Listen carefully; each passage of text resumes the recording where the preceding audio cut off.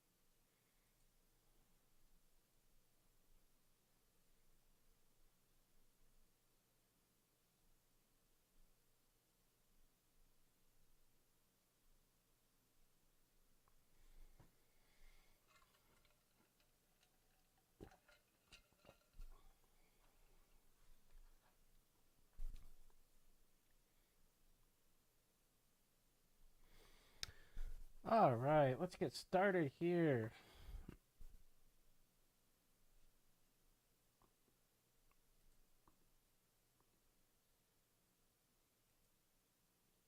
Hey, everybody.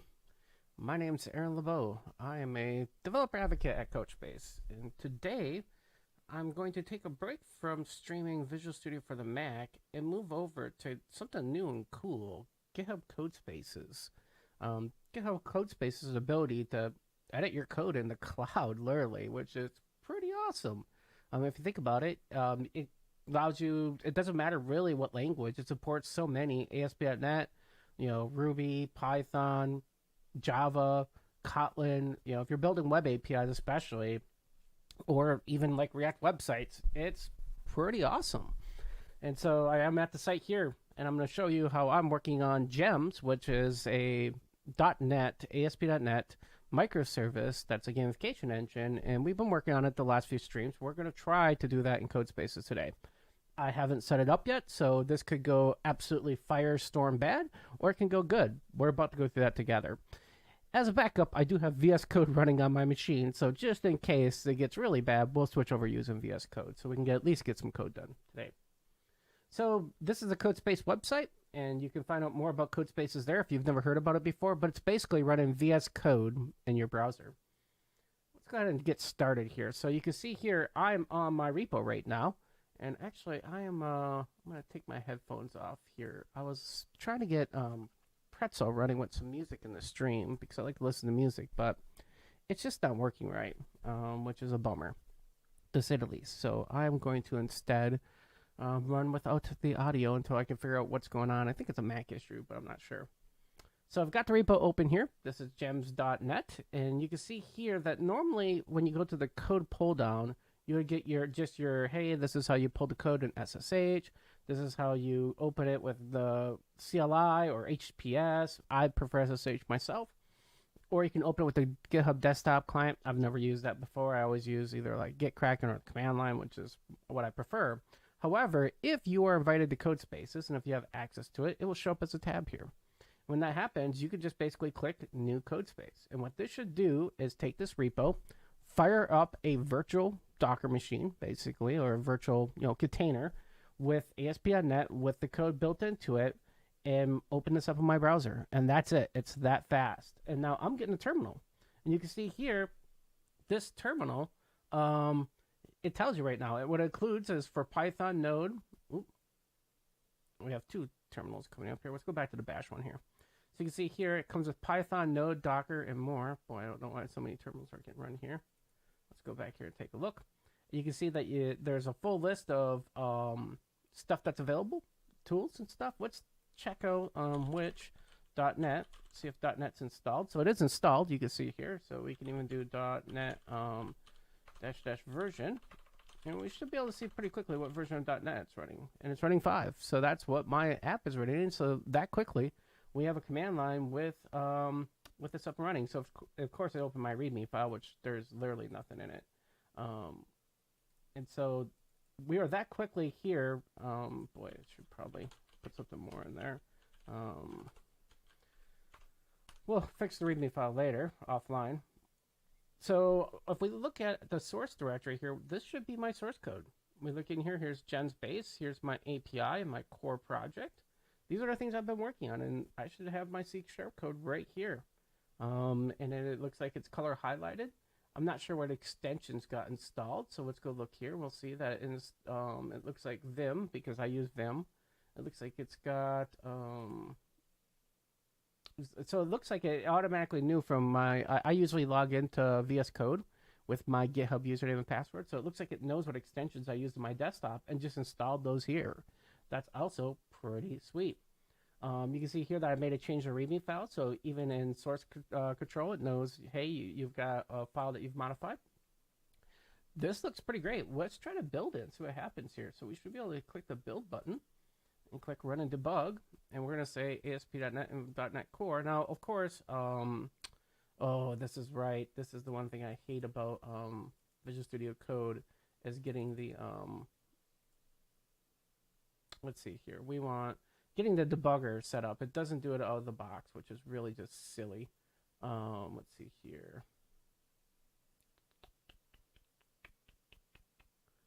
We should be able to just say, I actually don't know how this works. How do we attach? Do we just say this? Let's try that and see what happens. You'd think that this would just have it. Oh boy.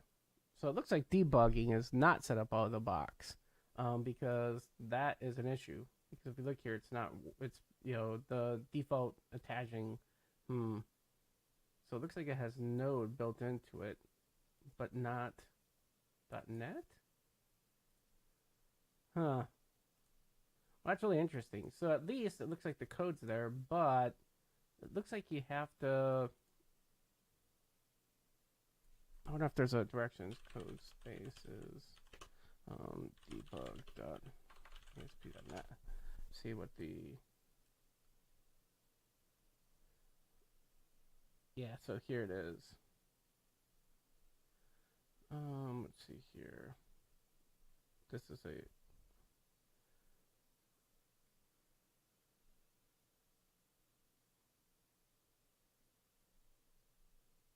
So it looks like you have to modify your launch, your VS Code launch settings. And let's see here. What it's saying is that there's a... You have to give it where your program's stored. You have to give it your workspace folder.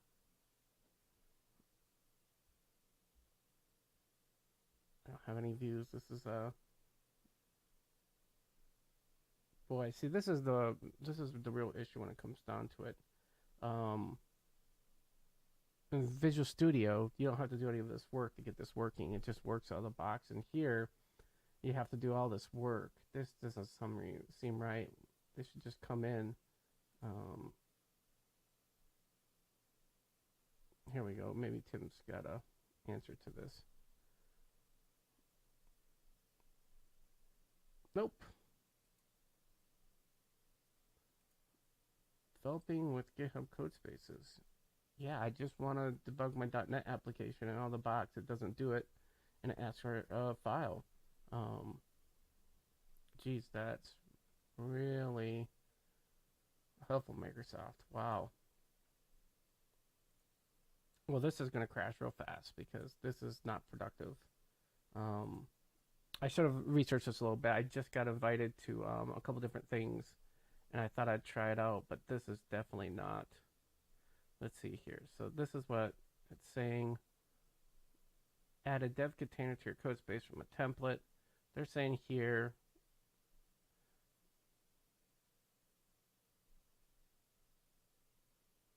I don't want to make a custom container. I just want to be able to debug it. It's got .NET already installed on it. Why can't I just debug it?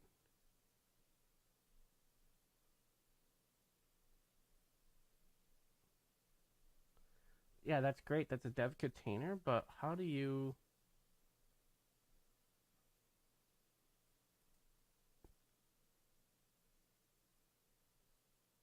Check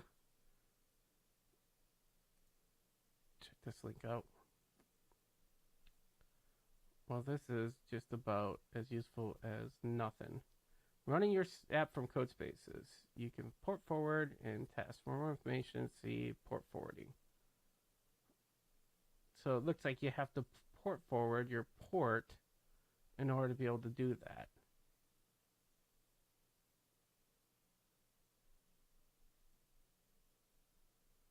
So on top of VS Code just not coming with like the default configuration for it, it doesn't have port forwarding. All right, well, we're going to scratch this. We're going to scratch using Codespaces. We'll just go back to regular VS Code for right now because this is just a lot to set up.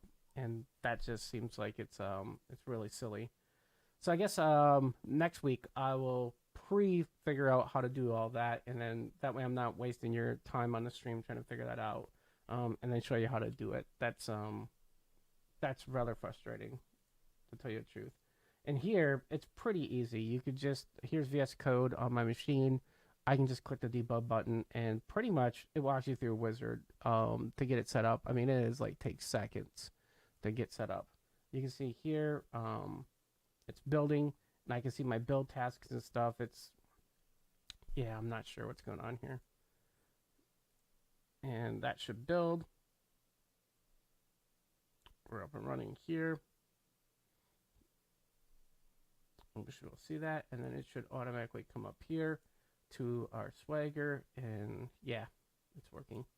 So we're gonna close the code space. We're gonna close that, and well, I guess we'll just do VS Code today, and because I need to get some code done on this project. So we've experimenting in Codespaces. While it looked like it'd be fun, I don't think that's gonna be something we're gonna do today. Instead, we have something else to show off in VS Code. So if you're here to see some GitHub action, there is also something called CoPilot, and I have access to it starting today. So we're going to go ahead and check out CoPilot. So let's check that out. So I'm going to close my debugger. And let's go in and take a look here. So CoPilot's enabled, which means it'll do code complete for me. Let's see here. I am getting 2 warnings. This reference, let's see. Oh, I think it's just catching that. What else do we have? I think it's just mad that these comments are in there and they're out of line from working on stuff. So, but this label has not been referenced. There is no label there, so that's I don't know why it says that's a problem, but it's not.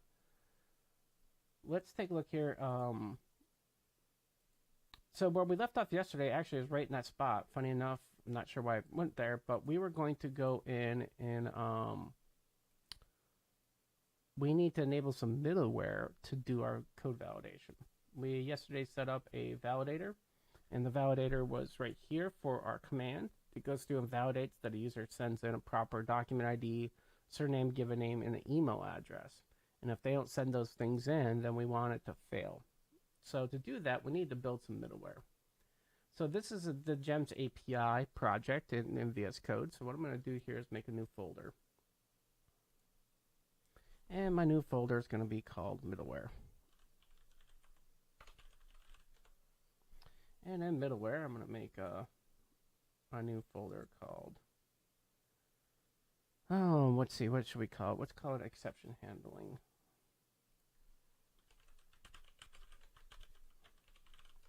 What we want to do is we want to go through and we're going to add a new file. This will be our, well, first we need 2 things. We need one, to know what kind of error we got and be able to report that. So we need some kind of error details. So let's make an error details file. Now, in this world, this is the one thing about VS Code. Out of the box, no templates. It just makes a blank file, which is why I kind of like VS for Mac a little bit, is that I don't have to type all this code in by hand or even know this syntax. Now, of course, I know namespace, and then you can see here, now this is cool. This is all the bot engine running. So the bot engine took a look at the directory. This is CoPilot and said, I think this is what he wants to make, is this namespace and then make a class. That's actually perfect. Holy crap. That is just a little bit scary, to tell you the truth. That was just about the code I was going to write. I'm not going to deny it. That's like goes to the machine level here. That's pretty cool. So it is missing one property I was going to add in. So let's go ahead and add that property in. But man, holy crap. We're going to put public string, and it is still trying to figure out like what to add in. So it thinks it's the details. No, I want developer info. And new about set. So, wow. Okay. Pretty magical so far. Why is message coming up with? Oh, they want basically nullables, nullable magic. Oh, sorry. Question mark, wrong spot. We can make these nullable. There we go. Wow. Folks, that's pretty exciting. Look at that. It basically wrote the class for me. Oh boy. CoPilot. You could be my new best friend. let's add another new file in and see how well it does this one. So we need a handler to handle the actual, this is gonna be our middleware, right? So this is that website. Now, if you remember back, you say remember back, if you're new to the stream, you won't, but last night we were working on this and we put a link right here. And this is a website that kind of explained on how to do the handler. So if I go back to, I just opened Safari by accident. Let's go ahead and go over here. My start menu or my taskbar dock, Mac OS X dock, is way over here to the right. So when you see me looking over here, I'm looking for my dock to get open, to get switch programs. So I've got a really wide monitor. So this website is the website we looked to that had some pretty good documentation on how to set up the middleware for this.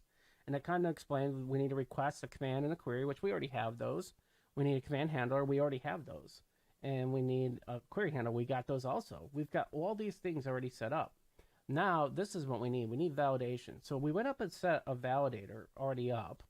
And we have that. And so this, technically speaking, is there. The only issue we have is this pipeline behavior. We need to do middleware. So in ASP.NET, middleware sits in between, requests coming in and then processing it to do cool things, cool magic. Like Mediator is middleware. Theoretically speaking, we set it up, we told it to run, and then now it knows how to take our queries or commands and send them to the right spot. That's pretty cool. So this middleware needs to get set up. So what I'm about to write is based on this, okay? And so I just want to let you know where we're cheat sheeting from. So we got to give credit off to this website, whoever codemaze.com is. Thank you, because that's where we're going to take our idea of how to write this from. So we have this handler file. We're going to say we need to use system, not buffers. Let's see, we need system.net. We're going to need using system threading. Yep. Oh boy, CoPilot, you're doing pretty good. Using Fluent Validate. IntelliSense is working much better over here. Microsoft ASP.NET Core HTTP. Yep, that is right. Using Microsoft. It knows Microsoft. Let's see if it can get extensions. It knows logging. That's exactly what I was looking for. Man, this thing is a little bit scary. Gems. Nope, not gems lowercase. It's gems. Wait, that's not the project name. I must have renamed it because it thinks that it is. What's one of my other classes' namespace?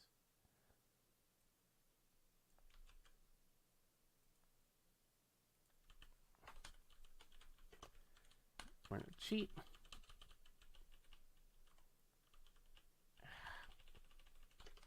So it's API, but instead of API, it's middleware. Wait, didn't we already do this over here? Yeah, the only difference is that we have gems starting here. We don't want gems starting. We just want this.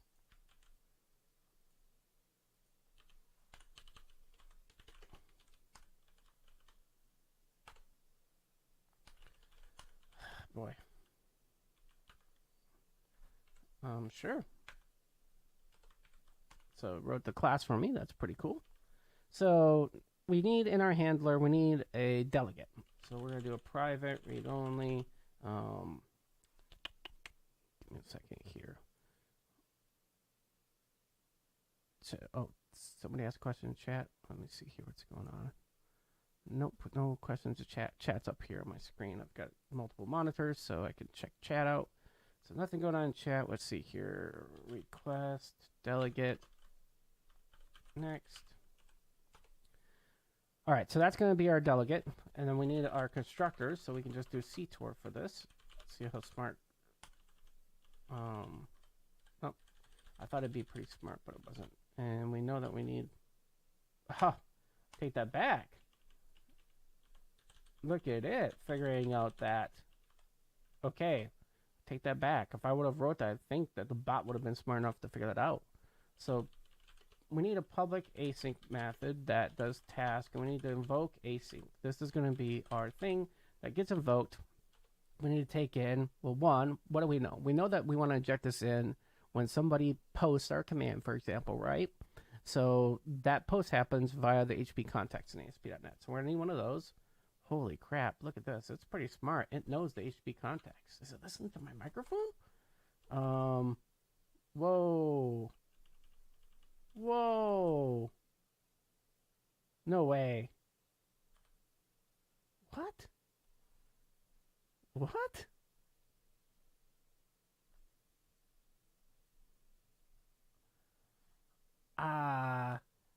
Whoa. Whoa. This is bonkers. Is this code right? I just wrote this code. I didn't do anything. I didn't cut and paste this in. CoPilot did this. It's pretty close. I don't need the validator. I'm not sure why it would. The validator should automatically run, so I don't need that. I'm going to try this.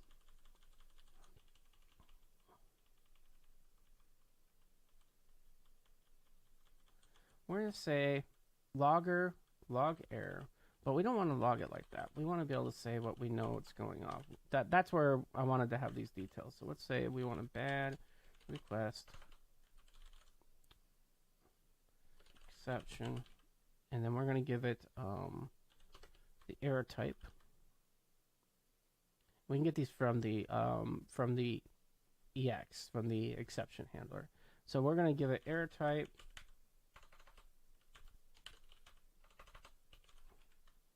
And then we're going to say message. I like inner messages just in case they are there. And I also like, actually we don't need inner messages, let's do stack trace. I think stack trace is good enough here. All right, so the issue is we need all these. And let's see here.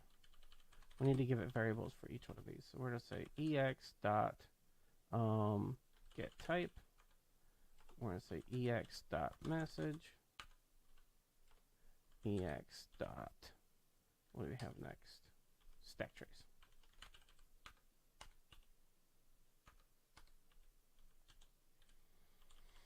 Okay, that gets us our log error. But wait, it's not a exception we want. We want it if to catch a validation exception, right? Validation exception. There we go. So that's why we don't need this. So now what we can do is instead of calling it like this, let's do this. Oh boy, not sure where all this code. Let's just delete all this code that we got for free because I'm not really sure I trust it right now. What's this parenthesis for? I don't think that parentheses needed either. This would be our catch. This would be our method. All right. Sorry, CoPilot. So far, you're doing pretty good. Better than I thought. But we need to figure out what's going on here. So you can, in a catch, you can actually wait and then catch something else. So we're going to wait this dot handler exception async. And we're going to send it, but the type is what we know we already have here, which is this right here. And then what we should be able to do is pass in the HTTP context. That's our context, right? Yep, our HTTP context. And then also our exception. We don't need to pass in the logger. Now we need to run this. We need to write that. So we'll write that after. And we pretty much could say the same thing. So we're going to have to write a couple methods for this. We'll need this handle exception method. And we'll write that in a second. But we also need what happens if we just catch a regular exception. So we can copy this. Ooh, shoot. Not error details handler. We can capture this entire catch. I hate copy and pasting, but it's almost the same thing if we catch a regular exception. But we'll give it a different message. For this, we don't know what happened. We're just saying we don't know, so we'll say unknown.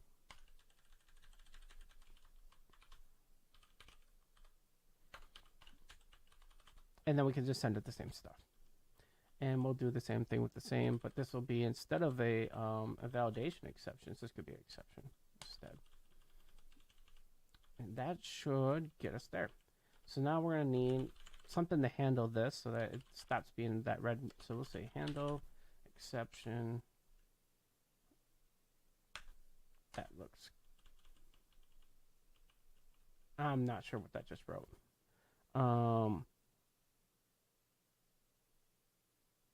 That's pretty close what I wanted. Wow.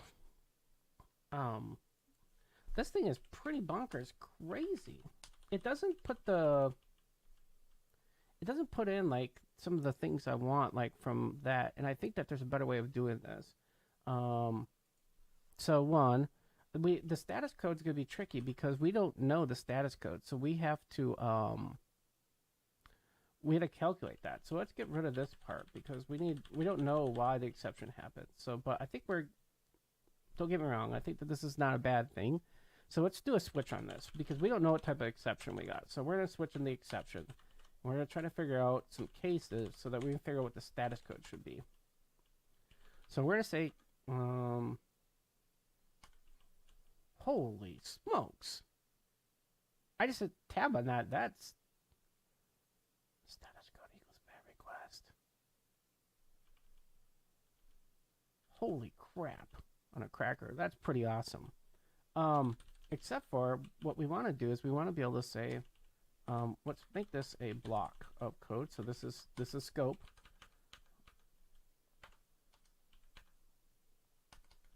Holy, wait, what?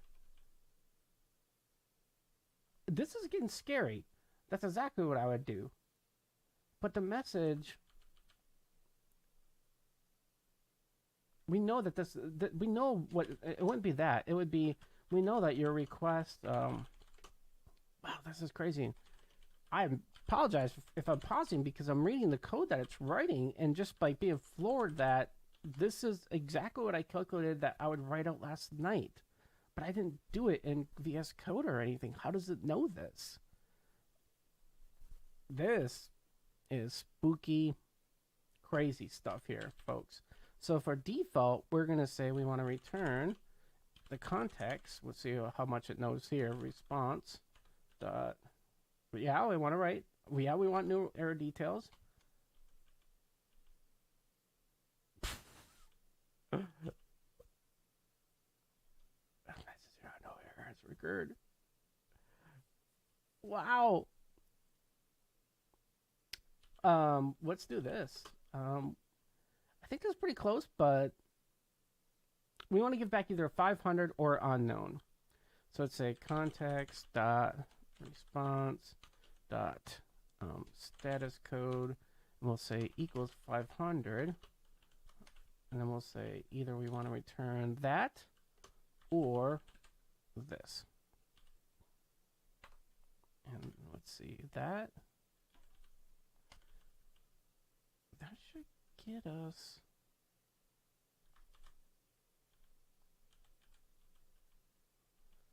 So we're going to say if the status code is equal to 500, we're going to say then give this error. Otherwise, if we don't know it, we don't know what status code to give back.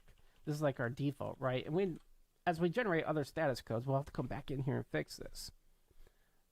That's scary, spooky. It just literally wrote like a quarter of this code for me. It must be that other people on GitHub have used this pattern before, and it's like taken their stuff, because that's my understanding how the CoPilot works, is that it's used machine learning to look at all the other code on GitHub, and it's looking at mine and going, has somebody else written something similar to this, and then spit that out. And since I obviously looked at an example on a website, I'm sure somebody else has done the same thing. No, I didn't do the full example. I wrote my own theory of it.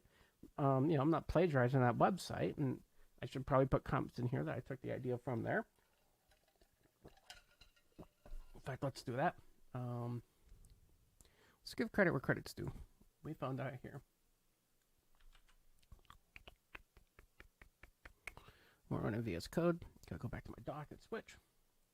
So we could say taken from. Give those folks there some creds. And if you're looking at this code and you're trying to figure out like where I came up with the idea to do that, there you go. There's our posting credits to the people that the site that I saw how to do this. We're going to save that. We're going to save our handler. So now the problem though is that we need to set up our startup to use this. And if we don't, then it doesn't know how to use that middleware, right? That's the only thing we have left to do. So we made that exception handler. We just have to kind of register it. And so let's take this to do out. Instead, put in a comment that says enable middleware. It's seeing what I wrote for Swagger and try to put that in. That's very disturbing. For global exception handling. Sure. App use middleware. We're going to take in a type of our new middleware dot exception handling dot handler, and then we can just call that magic sauce. Now the only other thing we had to do to make this all work by theory is up here we have to make sure that validators are set up, and the validators have to be in the same project, this API project, as the startup class, because right here we're saying add in validators from assembly, and that would automatically add in anything that registers as a validator. And if we look at that, what we've done in our validator here for our command is we have inherited from an abstract validator. And so that's the magic behind how we're going to get validation. Because we're saying add validators from here, it should pick that up because we inherit from it, and it should magically make that happen. So let's go ahead and debug our ASP.NET application again. I still don't know why that problems thing is coming up. That's a little disturbing because it's saying that there's a character there where there's not. But let's go ahead and see. It's restoring our nugs. Take a drink real quick.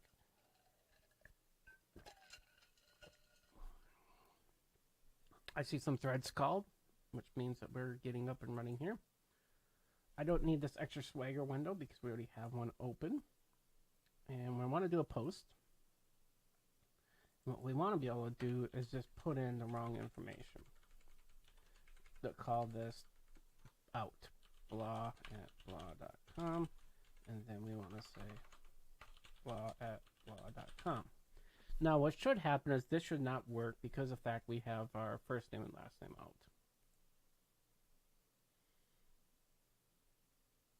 So it's trying. Thinking about things. What did we get? We still got a 200. It still worked. It didn't use our validators. So what did we miss here? Let's take a look here. So let's cancel this out. Go back to our code taskbar and close out the debugger. Let's see here. I just closed that website out. We've got our middleware set up here and registering. We have our validator set up here. That should work. Check our validator real quick here. We are inheriting from Fluid Validation. We're saying it's this type of validator based on profile. And the command should be taking in a profile. Let's go back to that website. Did I miss something? Let's look at our validator. I mean, I did have GitHub CoPilot write half this for me, so maybe I missed something. In my awe of looking at the GitHub doing that, maybe I missed something. Let's take a look here. So what it says we need to do, we know CQRS, so let's see here. We've got our commands, we've got our queries, checkbox. We've got our command handler, we've got that, checkbox. We have our query handler, checkbox. We have, what is this?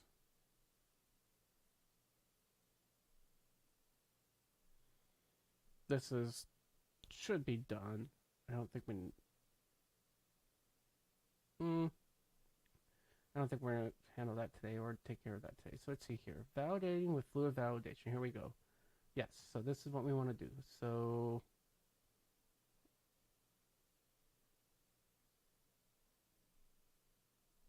well, they're using records. I'm not using records right now. So let's see here. So they have a command validator that takes in the command. So am I taking in the command? I should be taking in the command. Let's go back to our VS Code. Let's look at our validator. It's not taking in our command. That's our problem. We're taking in a user profile. That's where I screwed up. Let's take a look back at our documentation here. A typo. We're going to take in the user command, and then that's what should do the mapping. So the validator will know, oh, okay, anytime this command runs, run on that. So that's where the error is. All right, well, we found our bug. So this is wrong. What this should do is this should be taking in the request command.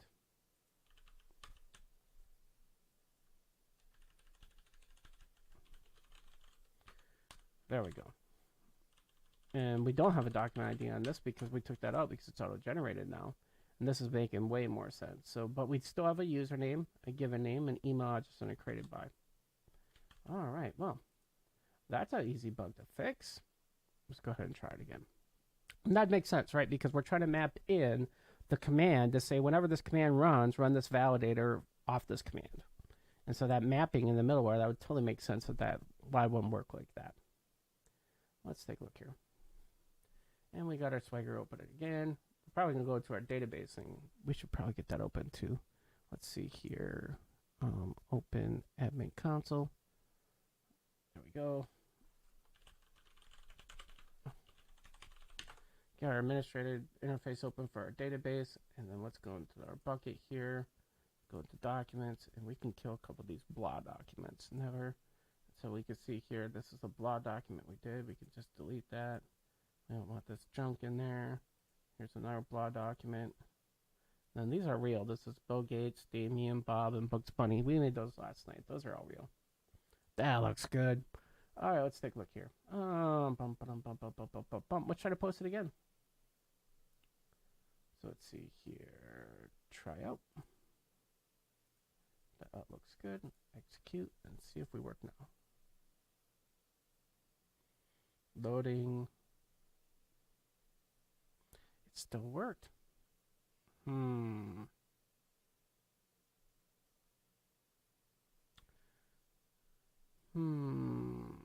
Let's see if the validator is even running. So let's put a breakpoint in and see if we're getting to the validator or not. I have a feeling that's not happening. I have a feeling that's what's going on.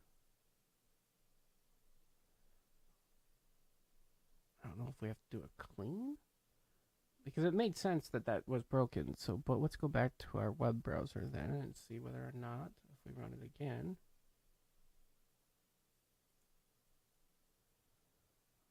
See if our breakpoint hits.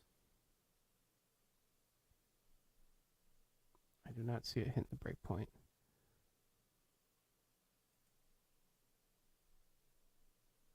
Yeah, it's still red. And it should not run. The validator should say that this is too small, that the first name and last name is too small.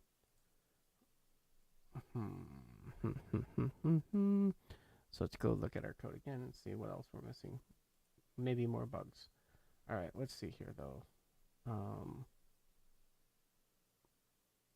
No, make that go small. I want to be able to see more of the code. Close that out. So let's see here. So breakpoint's not hitting, which means our mapping's not happening, obviously, right? So that's what's going on. So abstract validator, let's go back to this website and see if there's anything else that, oh crap, I closed it again.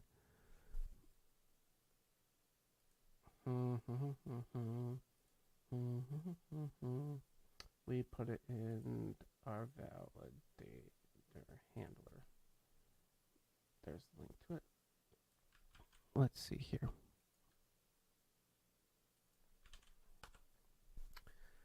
All right, so we got our command, our handler, we've got our validator that has our rules, and it must inherit from an abstract validator with the command, which we've done in our code.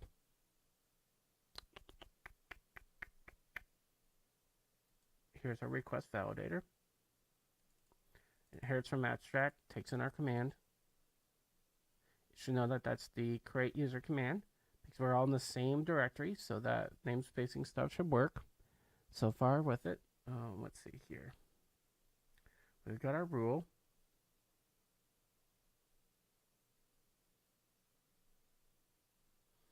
So let's see. Creating decorators with media pipeline behavior. Yes, so maybe familiar decorator pattern.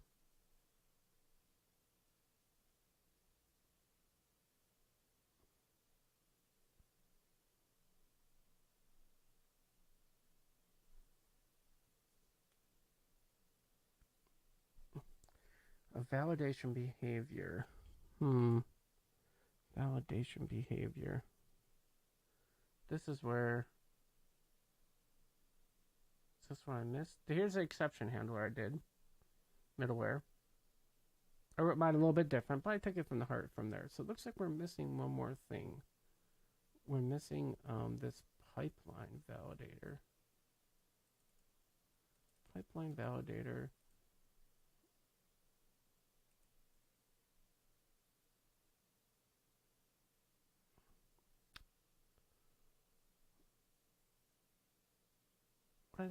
What did I inherit from? Is that where I made the mistake?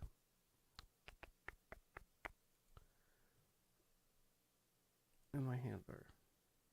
Ha! Look at that public class handler. That's not going to work. We got to inherit from something in order to make the handler work, right? So they can get registered.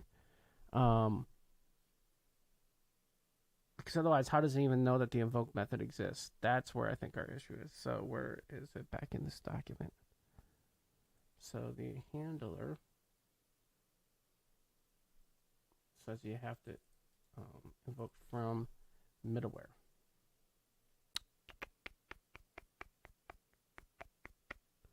So that's my other issue. We were letting our IntelliSense write for us, and I was not paying attention. So let's see here. It says it doesn't know.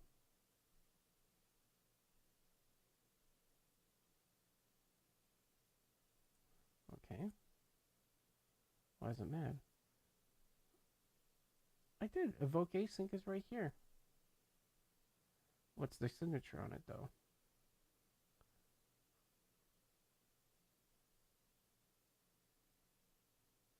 Oh, it needs a request delegate. Let's take a look here. It does say that.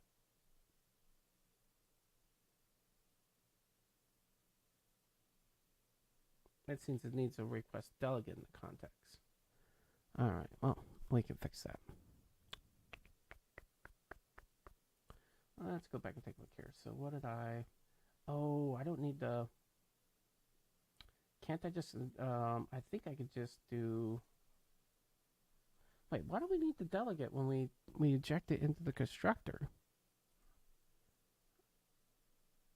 It doesn't do that. It injects the logger. I have this backwards.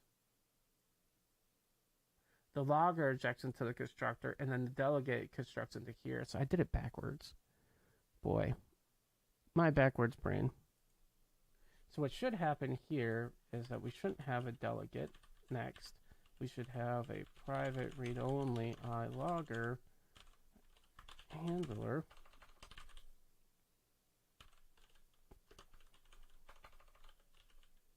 Yep. And then in here, instead of a request delegate, we should do iLogger of handler. Call that logger. And in here, we should say logger equals, yes. Thank you, the IntelliSense thingy. And in here, we want the request delegate next. And then we just need to change this to be here. and this to be here. And then we have to fix this one here. And I think this should fix our backwardness. So now we're doing the invoke method. We're making the right signature, and then this is here. So this would make sense. The middleware, we injected the middleware in, but until it implemented the interface, it can't run. It doesn't know how to run, right? Because it doesn't know the interface to say, what should I run? The interface gives us a contract that says this is the method that when you register, you're going to run. So if we look here, when we're adding our middleware in, we have to remember that it's a contract-based system. So when we say middleware here, use middleware, this object better have something that this particular piece of code knows how to run. And so that's where the interface comes in. And so that's what was missing. Totally makes sense. Once again, I have been perplexed by the whole thing of the CoPilot writing code for me. I think I just got a little bit flustered. If I were to look back at my notes or at the website, it would have been very clear that I was writing that wrong. But, I mean, CoPilot wrote like half that class. I mean, that's pretty cool still, even though it didn't get the interface and I let it just kind of complete some stuff. So here we go. Now we're saying no service for middleware handling has been registered. No service for... Yes, it has. We just registered it.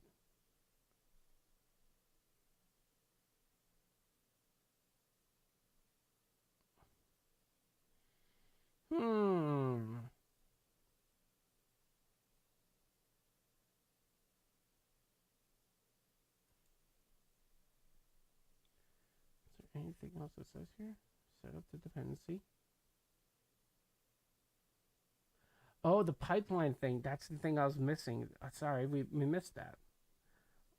I didn't make this pipeline behavior. That's what's going on. So I need the pipeline behavior. That's what's going on that I'm missing. 1 second. Why do I still have this open? Let me look at example here, see if I have this.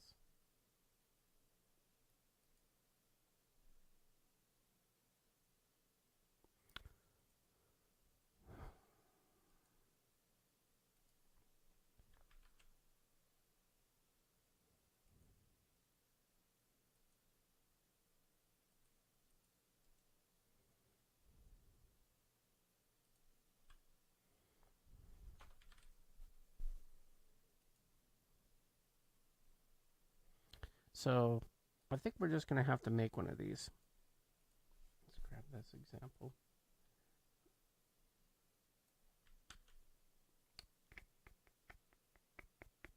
And then we have to register that. So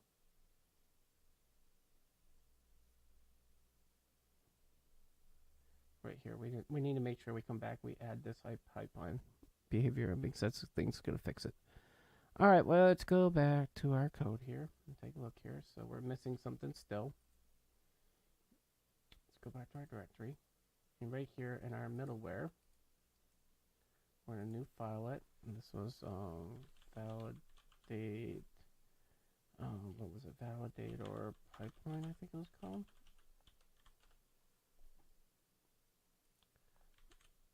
Let's take a look at what we have here. Validation behavior.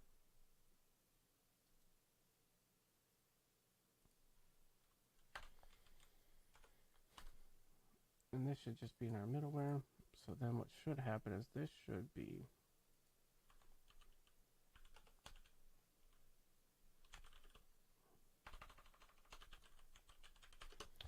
let's grab this from error details.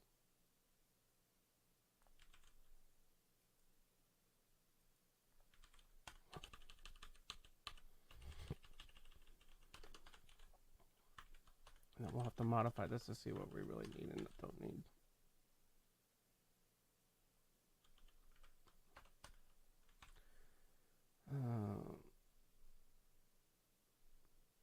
All right, let's see here. So it's saying, let's first of all get this readable. See if we can figure out what this thing's doing. All right, so it takes a T request and T response. That makes sense. the I pipeline define your, we're going to have to go through and get a using statement on that. So can we get this to, what is it? Command Padlet and then format document. There we go.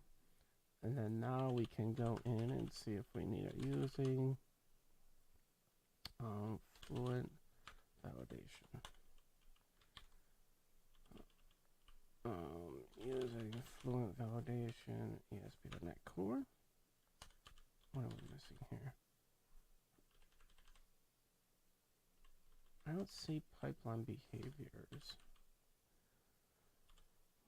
Where is pipeline behavior coming from? What's the recommendation for the bubble? Oh, it's mediator.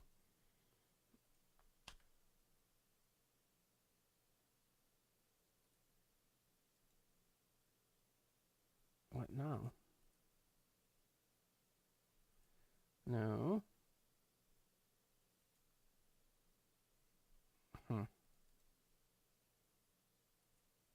I know this is going to want to use system collections. Oh boy. This is why taking code from the internet is always bad. Because you just don't know how much junk is coming along with it. Alright, let's take a look and see if we can take this thing apart and figure out. So it's taking in the request, it's taking in the response delegate, and then it's trying to run through to see whether or not it should return the next one or not. It's checking validators to see if there's any. Validators is coming from the from here, which I think is getting passed in right here in the constructor. So that makes sense to me so far. But why is this one still bad? Saying implement interface.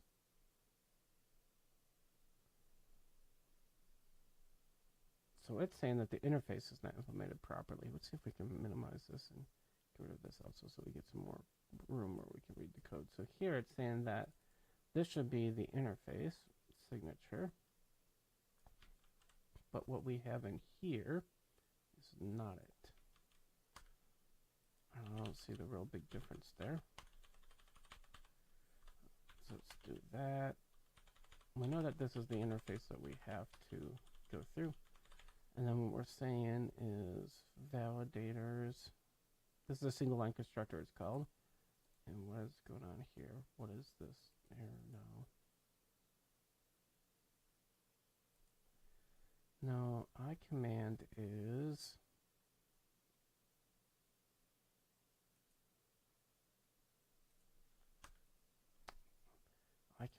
from system dot. That was Windows. Where the hell is I command?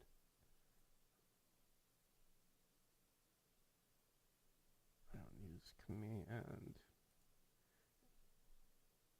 Command is a .NET thing that's built in. What library is that from? Let's see if they have. In their example, they don't have what interface the command comes from. The using statement. I think it's like system.windows input. System.windows.input is where the I command comes from. Well, it's pretty close on that. Using system.input windows.input.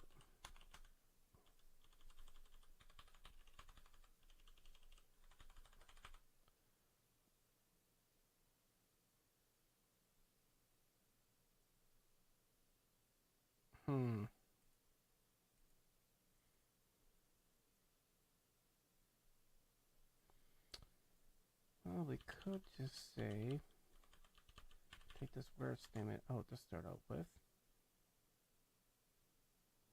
Then why?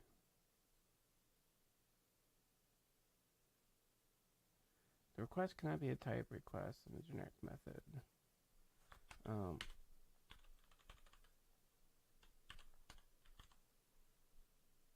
Let's just take the where clause out. The other part of the where clause where it makes it into a command. See if we can get away with that.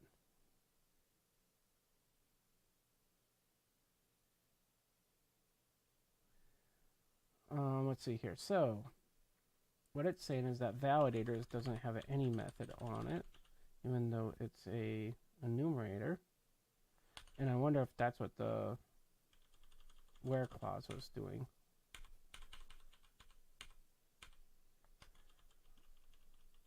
I don't think so. I don't think an I command comes with any. So that is a, my guess this is an extension off of IEnumerator.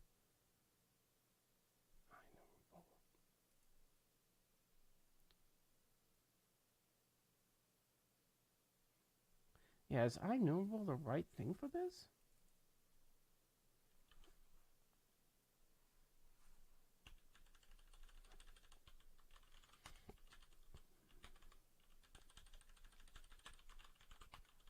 Okay, just taking an I list. What does I list have on it?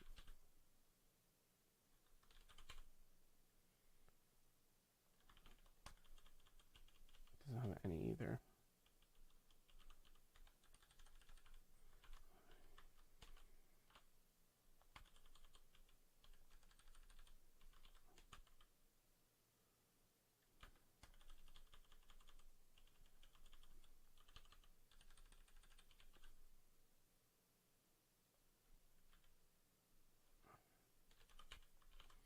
I think we need to use link, using system.link. That should fix that. All right. Well, I'm starting to remember C# again. Await next. Why is this mad?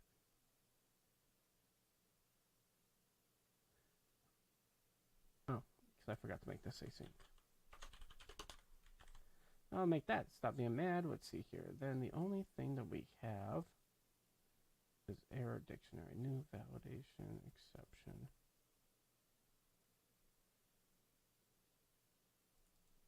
Definition.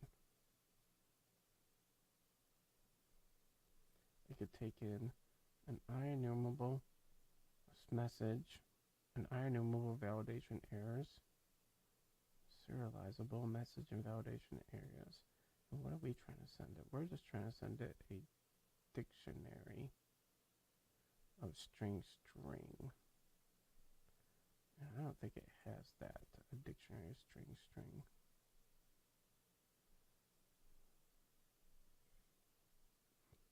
It only has an enumerable validation errors right here. So that code's wrong. So we either have to make it this, an enumerable of these, or we have to make it this right here, one of these two. So this is once again code from the internet, right? But libraries change. I don't know when that article is written. I can go look, but there's a good chance that it was just written after this. So if any errors were found, and we're sending the dictionary, but the dictionary is not what we want.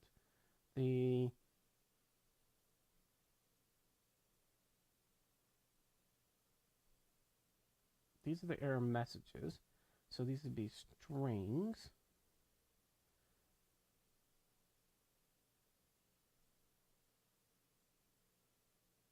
But why don't we just get the errors?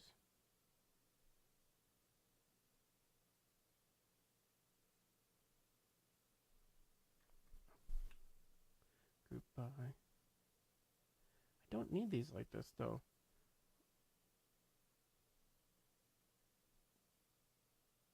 Why don't we get back? What is the shit? I accidentally closed that.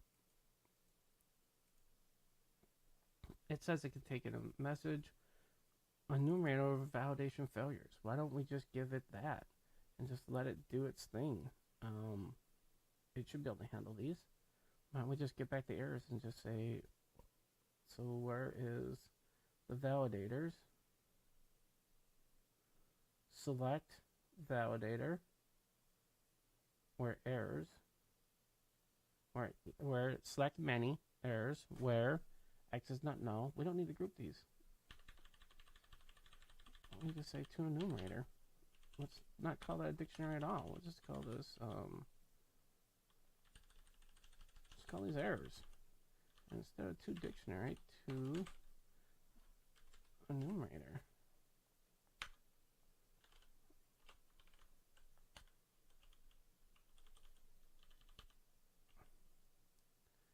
If errors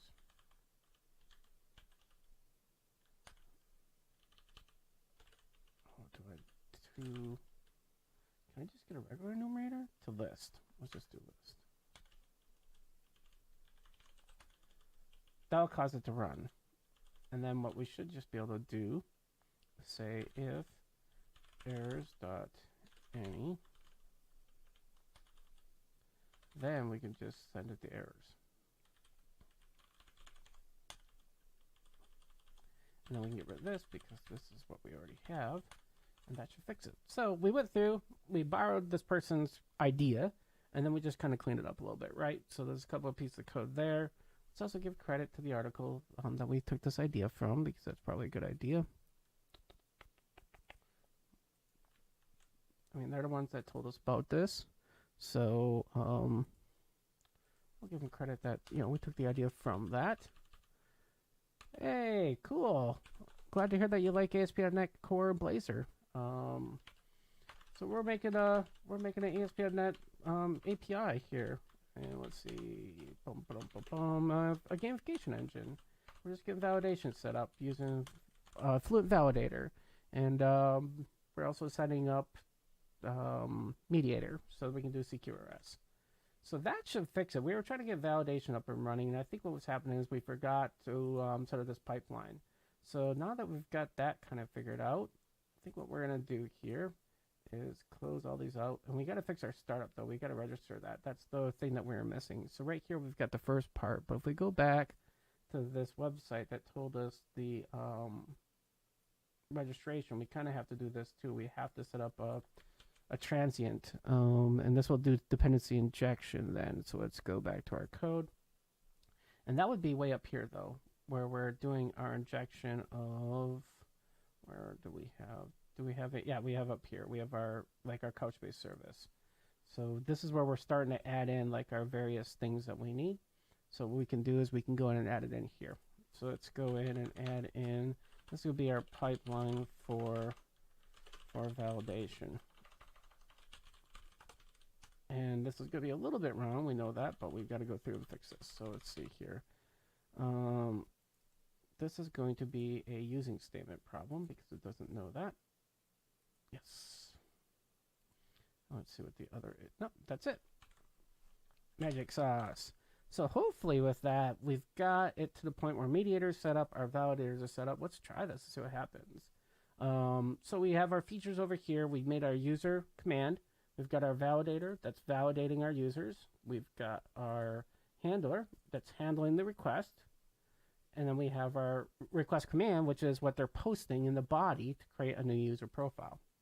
That should be the magic. And of course, we went and set up all the Fluent validation stuff. And let's see if this works. Let's go ahead and just debug. We are using today CoPilot from GitHub. And so it's writing some code for us. And that's pretty crazy.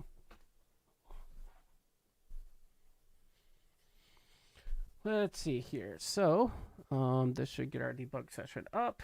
We're building.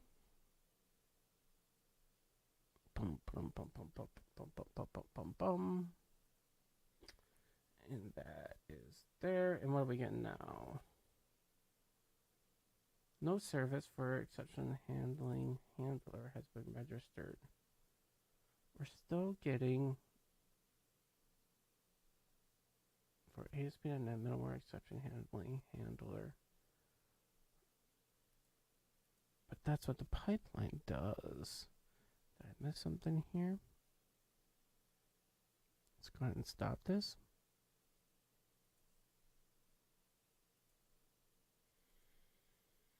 Let's go look back at the code again.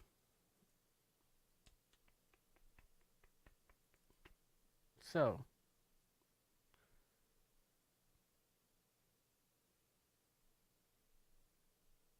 taking in validators, enumerating through them. Here's the handler. Handler should take any, validate it, throw it up. Is this a Then here's our validator, our handler that's taking an I middleware and this should be registering it. Invoke. It should be there though. So is it like a order thing in the file where we're doing them in the wrong order maybe? Let's take a look here. So here's our middleware that sets up the handler. And that should happen after we register this. So we're saying I pipeline behavior. And then the fluid behavior, validation behavior.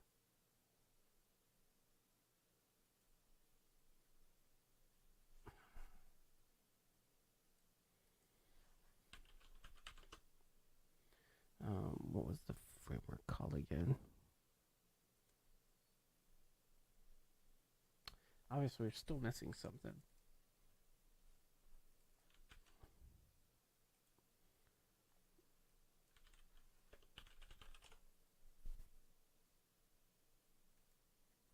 What did we miss? We did that. Thanks.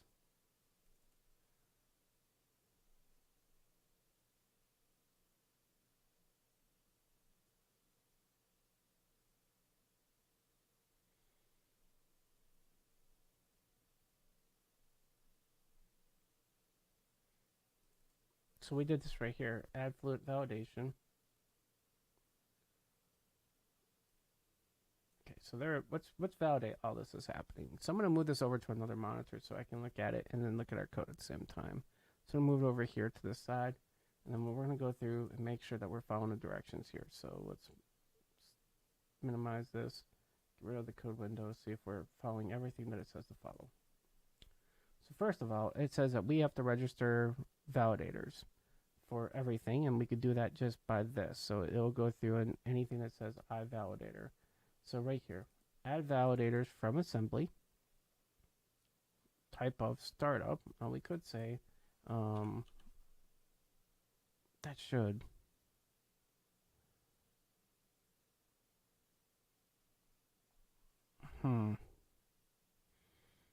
So now I'm wondering if I'm just doing this wrong. So maybe we should try to change this to be more like theirs. So they're saying services dot add fluent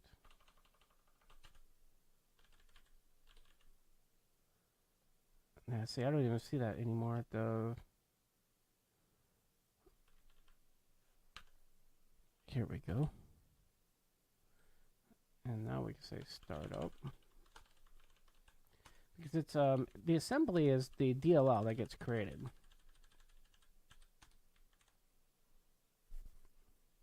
Is that the same line of code we had before?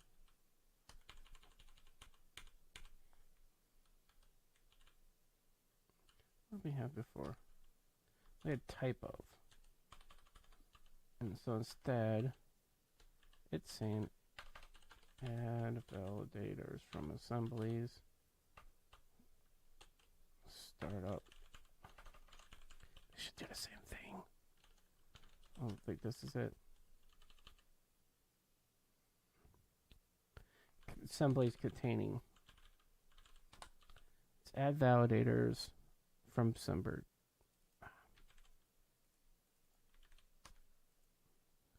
That's it says register val.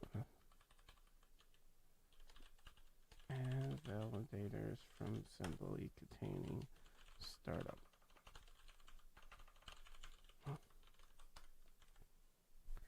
Now anything that has the validation, according to this,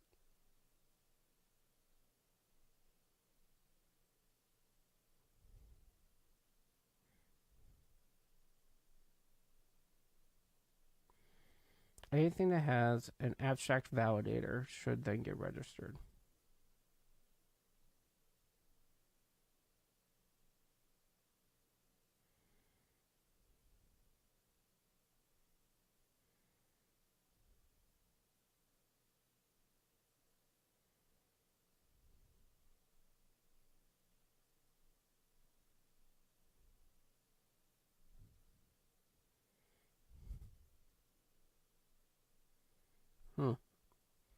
it says that's all we have to do.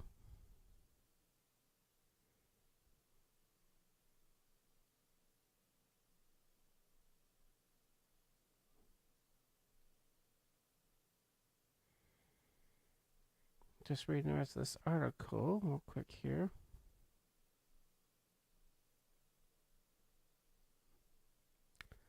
So that seems like it's right. So that should add the validators in right here.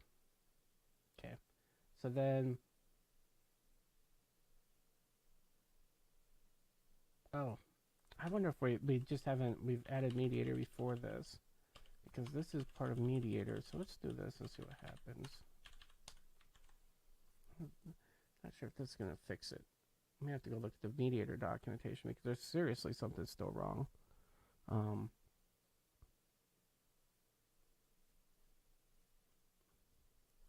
Because the rest of this is fluent validation with mediator. So let's go back here.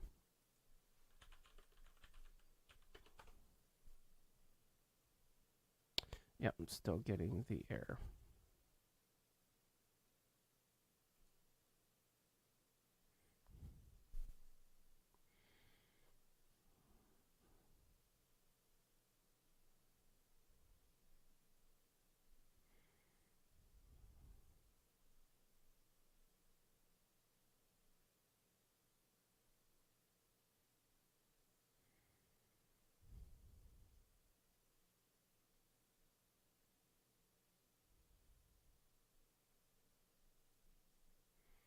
So I found another article that does the pipeline here. So let's take a look here.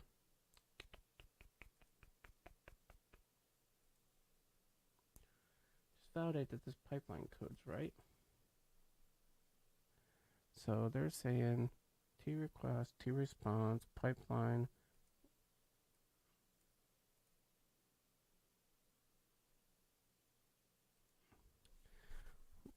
Where T request is type of I request of T response.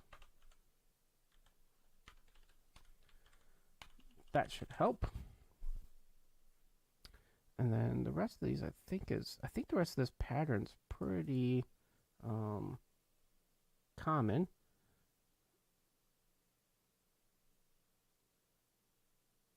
You take the validators in, and then you handle a request based on the validators. Make sure you have them. Select them to a list if there's any.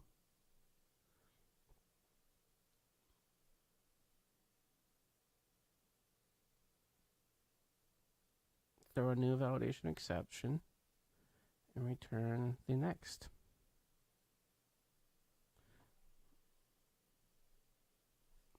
I guess the other way, we don't need this async on here. We could do this. Let them handle the async, not us. And it would just be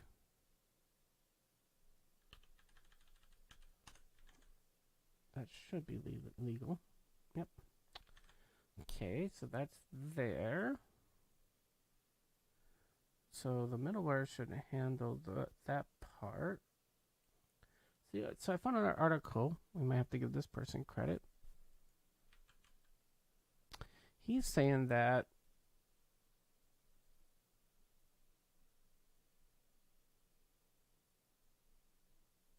you have to register the assemblies differently, the validators separately.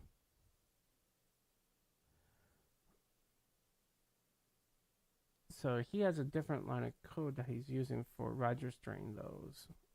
So let's make this smaller and see if this works. So he's saying that when we register, where is it here? Up here. He says that this was not working. So what? Let's see here. So and it's also he says that this has to happen after mediator. So this is register validators.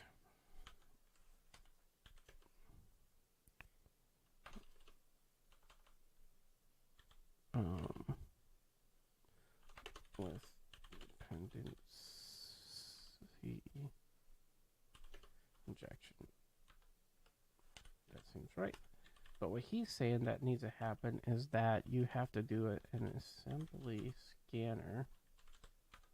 This will scan the DLL, then find validators in assembly. Okay. Type of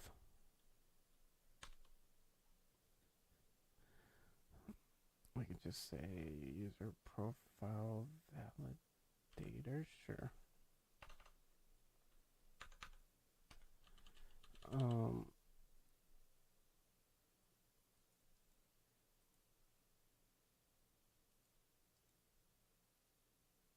But our validator isn't called that.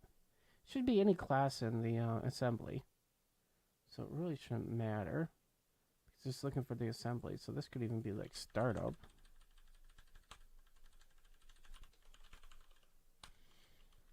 And then it's saying for each, add a transient.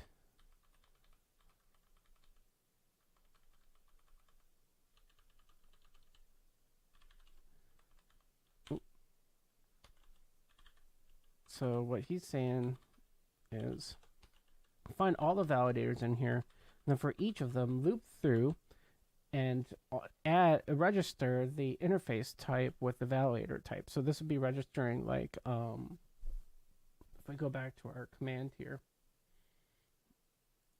it'd be registering our request command, which is up here with our validator. So this is individually registering them. I thought that line of code that we had in before did that, but this person's saying this is what does that. That would make sense. I don't know. Let's run this to see what happens. Seems our pipeline is there, and then basically the pipeline behavior should come in. Yeah.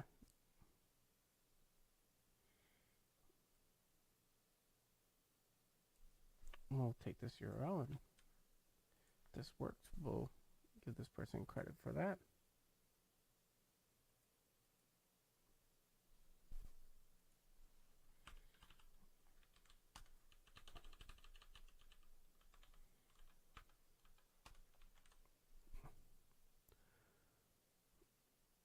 Wait for our build to happen here and see if let's see if this works.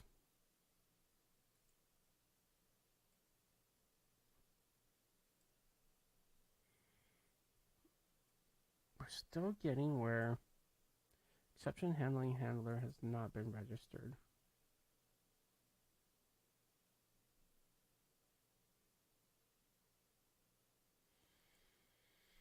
Exception handling handler has not been registered. That's what the pipeline does.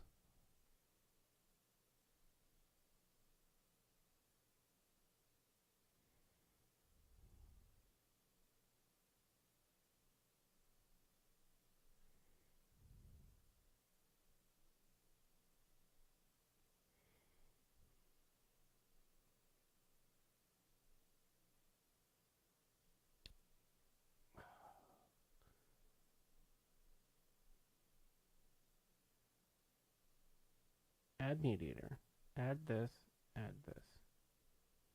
Let's take out this right here. It doesn't talk about this at all. Instead, he says that this will handle it.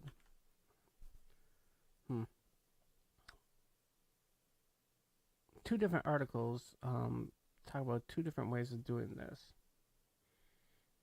This is the problem with the internet. And the problem is that the Fluent validator doesn't have documentation about mediator. And let's see if mediator does. All right, well, that is working now. At least the URL is not breaking.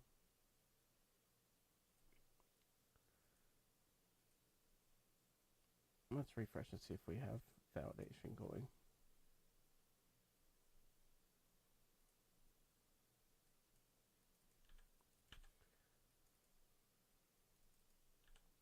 These should not be able to post, because these are very wrong. And look at that, our validators are now kicking in. Puppies, kittens, and rainbows. Just continue this and see what happens. Yep. Continue. Go back to our web page, and we should get an error. We got an internal server error, exactly what we wanted to see. Perfect. That's exactly what wanted to happen because of the fact that they did not do the request right. So let's see here. Now let's go to Joe Smith. We'll say joe.smith at example.com.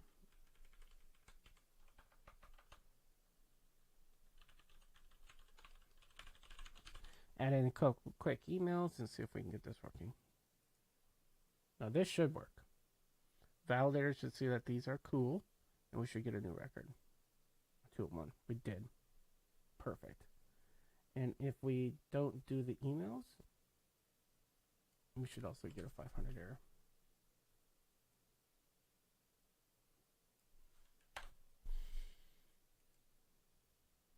Yep. We're getting an error because the validation's not working.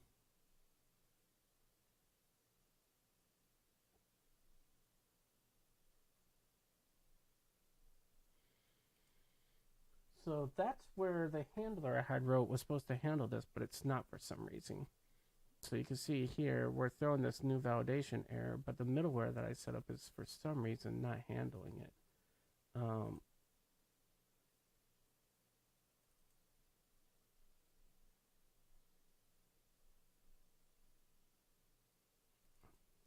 See, this should be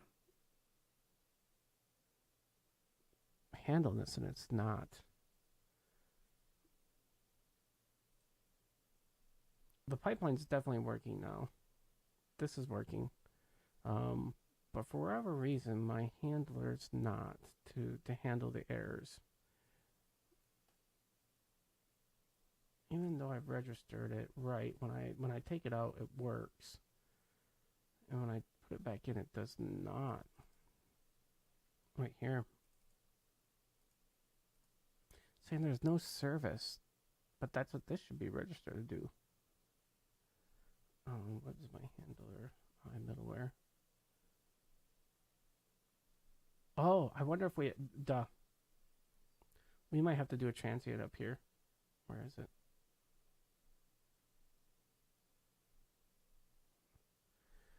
So we see where we have singleton right here, add transient. I bet you we have to do this. We have to say services dot add transient. We're gonna say middleware, and we could say what is this? This is middleware and it's handler. I don't know if this is going to work. Normally, this is how you'd register, saying, hey, I have middleware. When this happens, run me. I think the problem is middleware is so generic that would limit me to a single middleware. And anytime it sees that, it would only run that. So I don't think this is going to work. I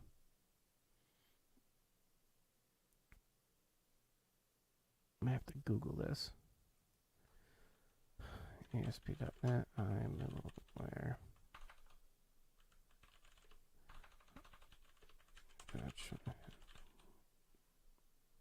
Yeah, that didn't work.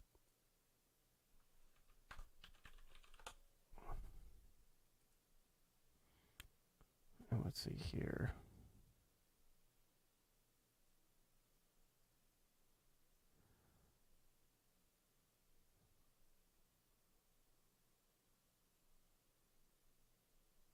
See, exception handler lambda.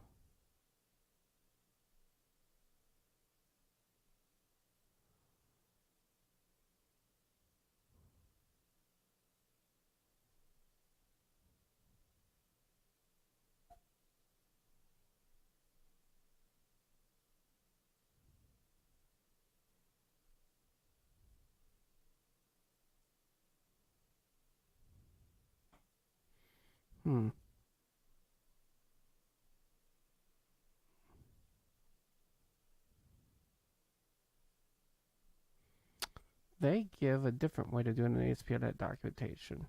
So we should take a look at that instead. So according to the ASP.NET documentation,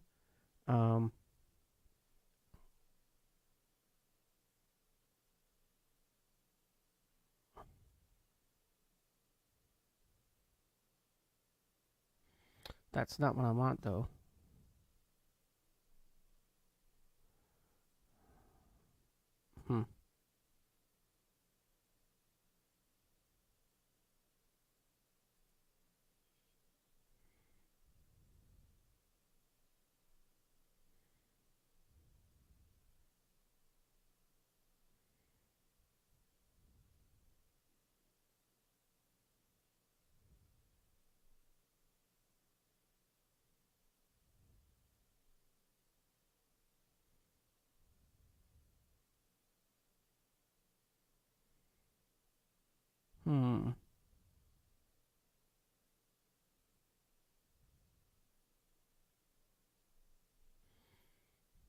So somebody else here is saying that there's an easier way to do this.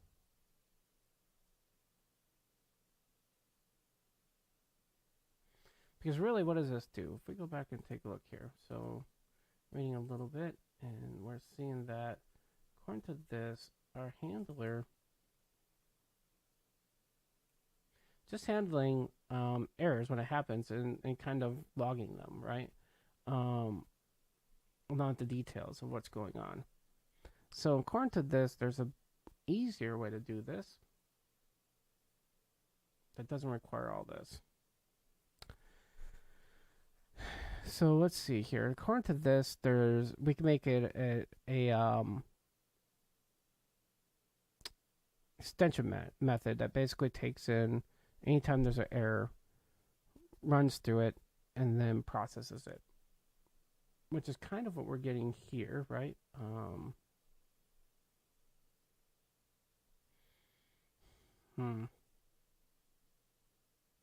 This is where it kind of does this here, does this part.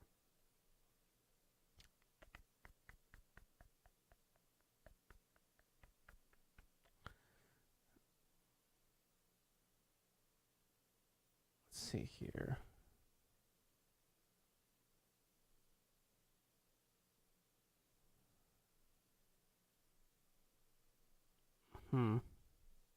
But what it doesn't do, what I'm trying to figure out is, do we know what type of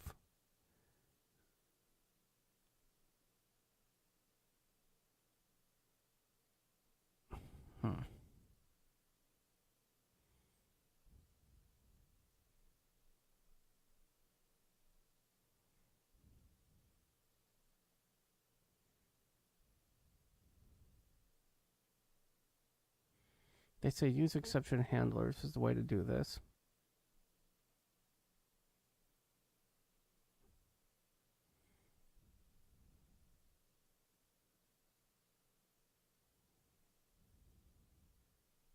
They say make an extension handler.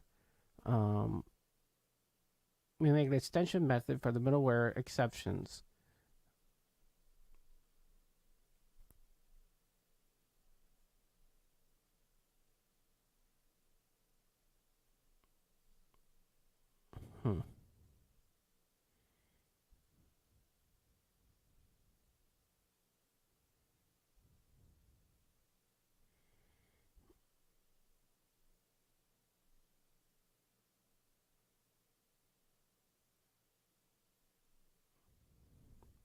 So I still think this is the right implementation. Delegate.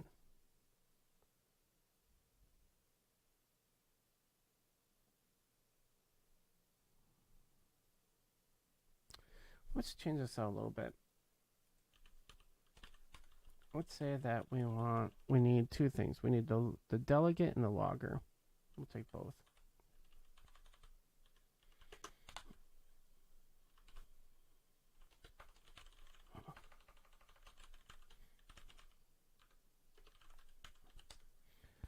According to this,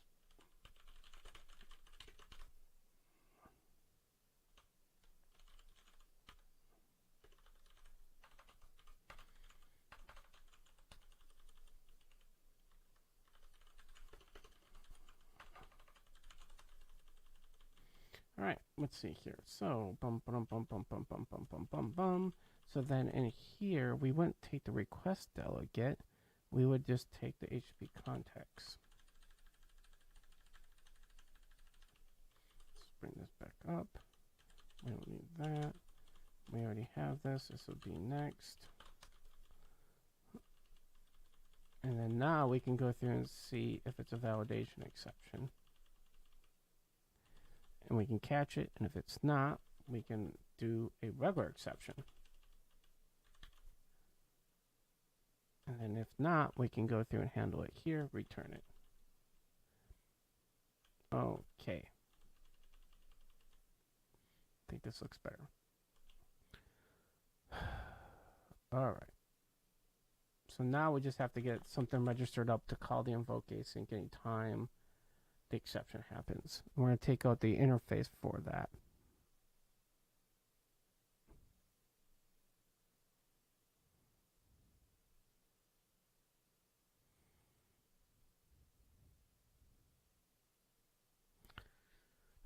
So according to this, we don't need that interface.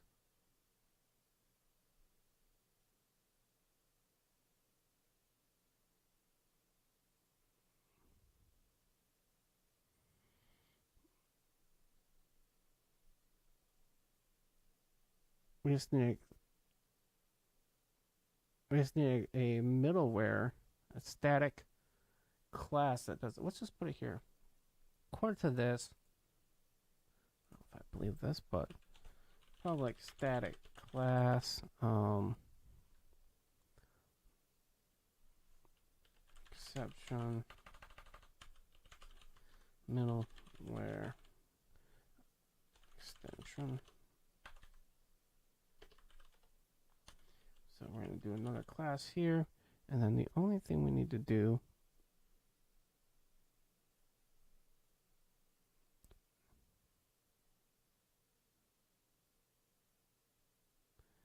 is say, oh, let's have a method here that says, holy shit, I just wrote it. Is that right? Sometimes this is getting scary. App use malware.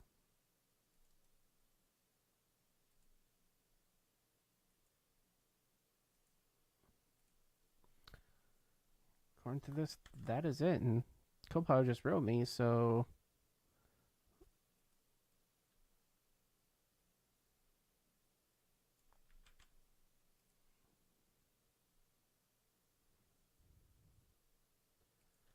configure. Let's do this. Gems. And then all we should have to do is instead of this line, we should just say app configure. Well, that seems like it's magical. So according to this, the extension method, from what I'm reading now, the extension method will add this in, use middleware of this handler. This registers it, and this is the right. The method names what I got wrong, according to this. That the invoke needs just a syntax, and the delegate comes as part of the constructor. Reading documentation. I read this last night, and I don't remember that, but I mean, that's what streaming online is, I guess. No. Show errors. What's going on here?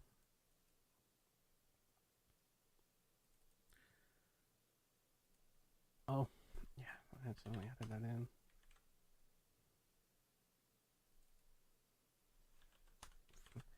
Wow.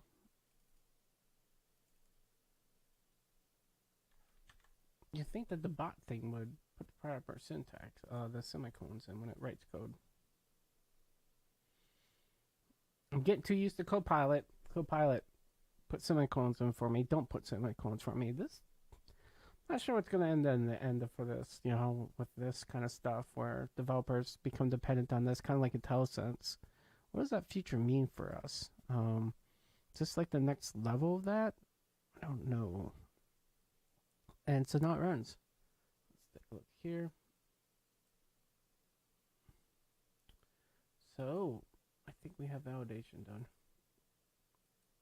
Hopefully this will work. So let's go back here and see what happens. What we want to get is we want to get a custom.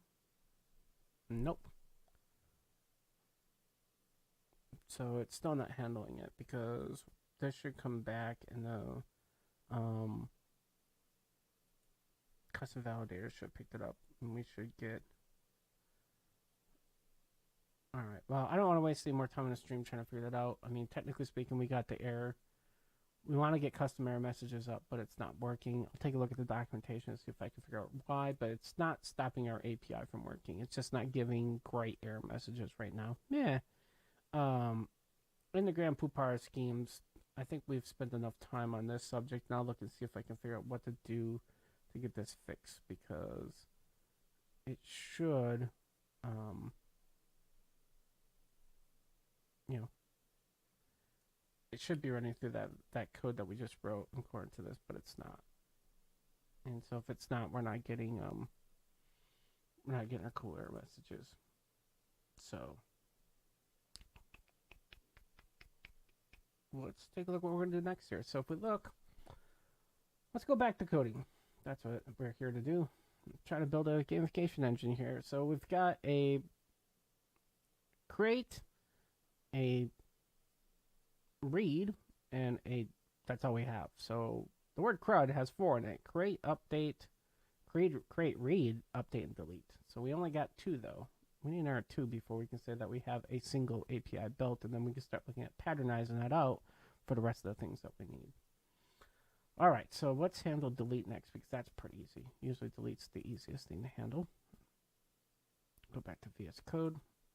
And we'll use some bot stuff, this CoPilot, see if we can get CoPilot to write most of this for us. All right, well, if we think about this, let's minimize some of this stuff. We've got some features here, right? We've got create user command and get by ID. Now here we're saying the command. We know it's a command. We don't really need the name in the folder like that. But I can tell you right now, refactoring in VS Code is not great. So I'll refactor that in Visual Studio. But that's definitely, if it's a command. So the problem is that if we're going to say that that's the pattern, then really what we should be doing is this should say get by ID query. Right? But if we use the create and the get, I think we know automatically whether it's a command or a query. So I don't think we need the word command in there moving forward. And the reason why I bring this up is when I create my next folder, we should be able to say what we want to do. And so here we're going to say delete user. That's it. And it kind of needs only a couple things, right? So we're going to need this pattern that we have. We already know that we're going to need a request command.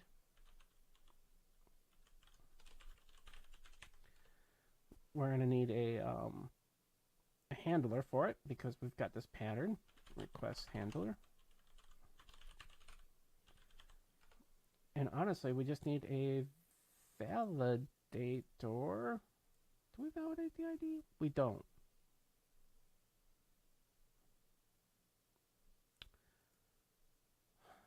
We don't validate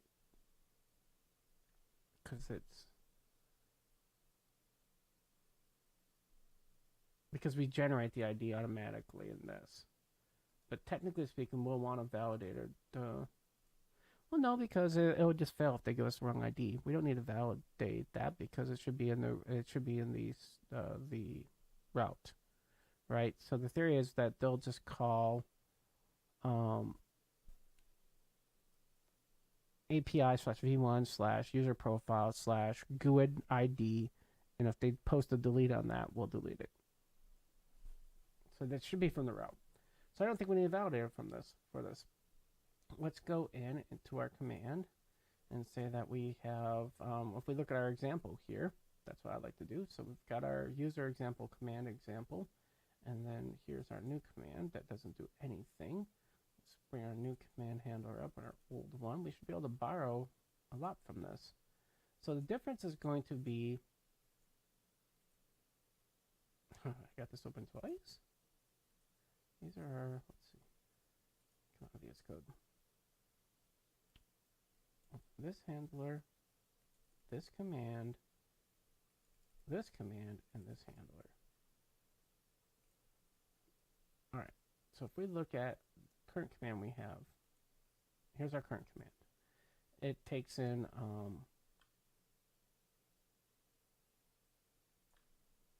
don't know why Couchbase core is in there, or that. Neither one of those are needed.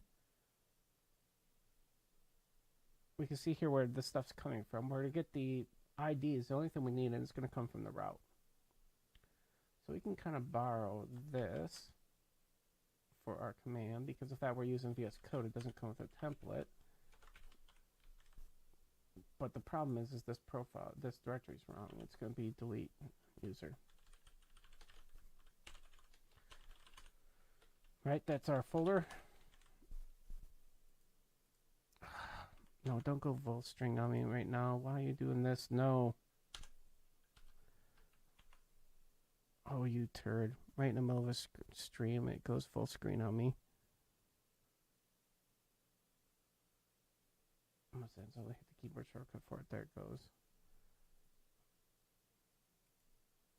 Oh, God, that's frustrating. All right, let's see here. I obviously hit the wrong key, so it's my fault.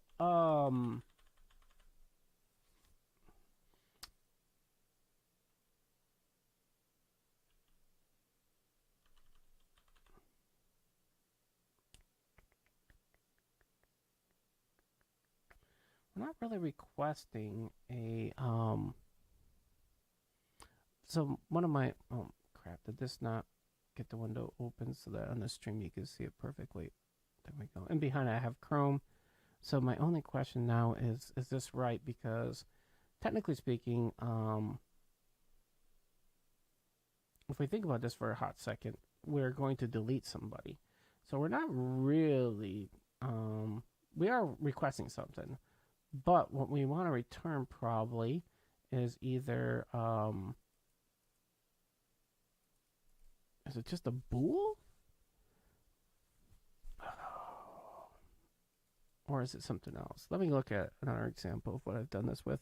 I'm trying to decide, do we do a DTO on this and just return a blank class? Do we return a bool whether or not it deleted or not? But if they delete, they got it okay. So I don't know. I think we just return a blank object.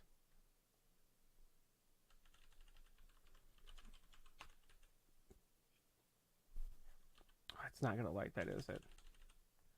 We can make a DTO for this. That's just to keep it happy, because it needs an object in there. That's gonna be the problem. So let's make in here. Actually, we can just make it right here in the command, can't we? Public class delete user DTO.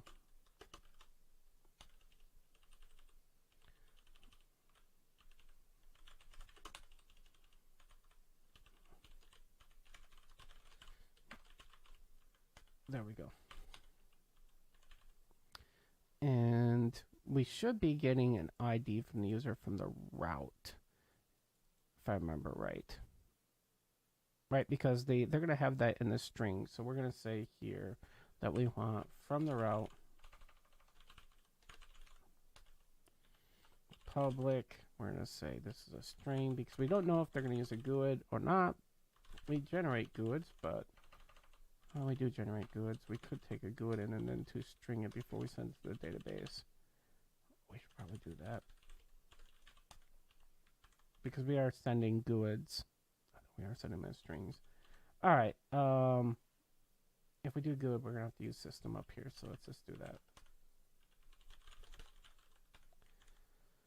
That should fix GUID. We have it from a route. When we return a delete DTO from the request, which is just nothing. It's a blank object. Doesn't do anything. And then the error message will be whether or not. So that's our command kind of done, right? So if we look at it, then we need in our command, we look at our handler. Our handler basically just brings in the command and then whatever thing we're going to return, and then processes it and sends something back. Now with this, like I said, we're not really sending anything back. So I think we could just send back the DTO, because the DTO technically speaking, is it, right? You know, it's not like with this, because we're deleting something, I just don't think we need that. I think we can get away with just saying that we want to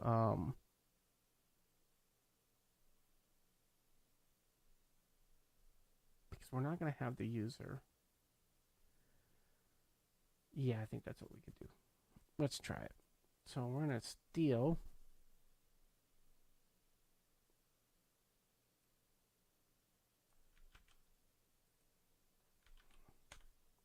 some of this, because this has that, and then we just want to do delete user on here.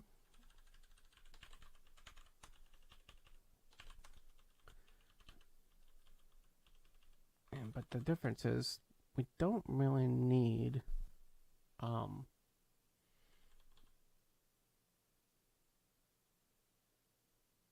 the grep command has that back in.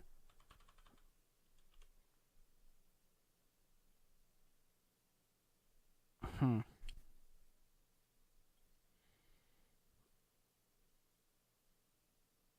think what we want to return is just a Boolean.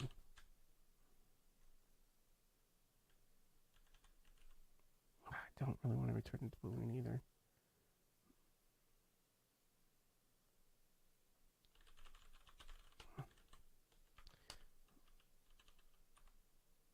We got to return something. That's the problem, right? Let's return a bool. Hell with it. See what happens.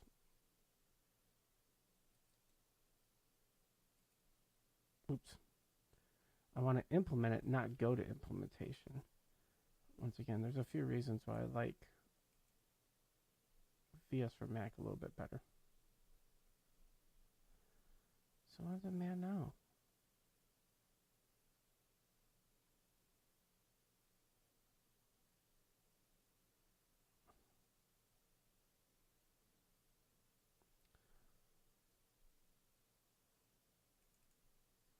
Oh, it takes in a DTO, so I think we have to use the DTO.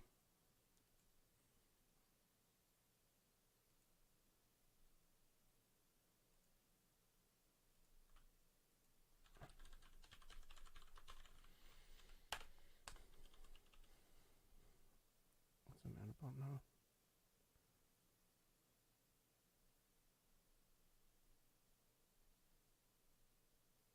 Oh, yeah, because it needs to be delete user here.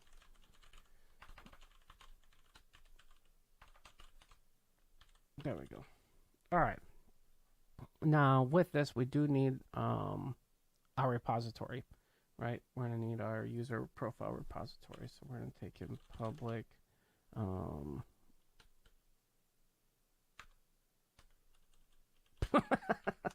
Wow, that's pretty awesome. Private read only I logger private read only. I do like this CoPilot thing. This is pretty cool. I mean, look at that side typing. It just oh no,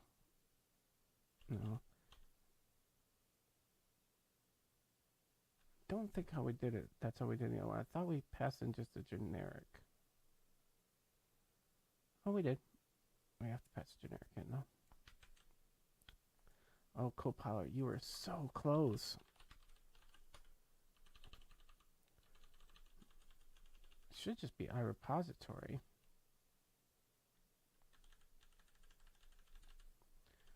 And then here it should just be. No, it went because we register iUser repository.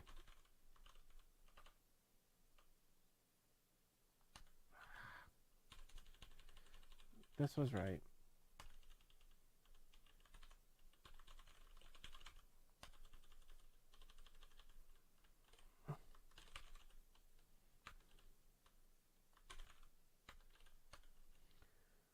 There we go. This is going to be pretty basic. We're just going to say how does our delete just take in? I think our delete just takes in the GUID, right? Let's check our repository. I don't remember. It's been a while since we wrote it. It's in the generic. It's not in the user because that just inherits from the base. So what's our delete do? Write document, find document. Well, that's really interesting. We don't have a delete. So that's the very first thing we have to fix is we don't have a delete. So we've done all this work, but comes down, we don't have the code to do that feature. So we need to make some changes here. So let's do that. Let's go into our repository. We're going to have to fix eventually the mock, but let's fix these two real quick here. So our base repository, so our repository, we're going to say that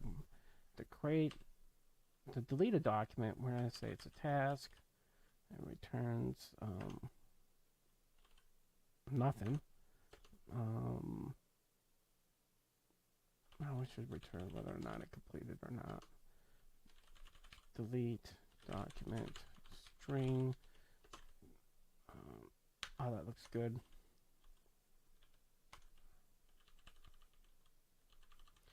So just like create a document, same thing except we're going to delete it. And then inside of our base, we just need to implement this. So if we go here, implement the interface. There we go. And this should be almost the same thing as create.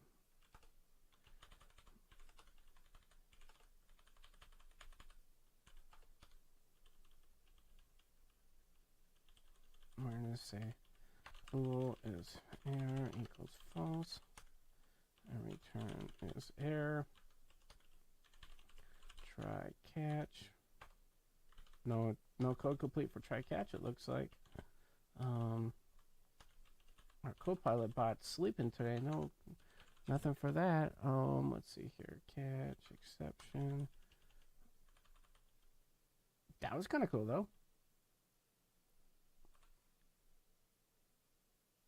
What is this?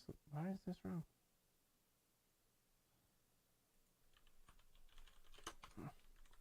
That'll fix that. All right.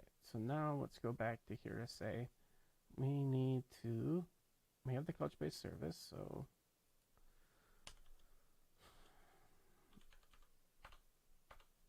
var result equals await Couchbase service dot get bucket collection scope again, bucket name. That looks good, and then we're going to say var collection equals result item 3, and then we just need to say await collection remove async and document ID. Does this return anything? It's just awaitable. So if we get an exception, we'll return true, otherwise not. So there's our delete document. One line of code, technically speaking. Remove async should delete the document. So now in our handler, we can just kind of handle that. We can just say, hey, you know what?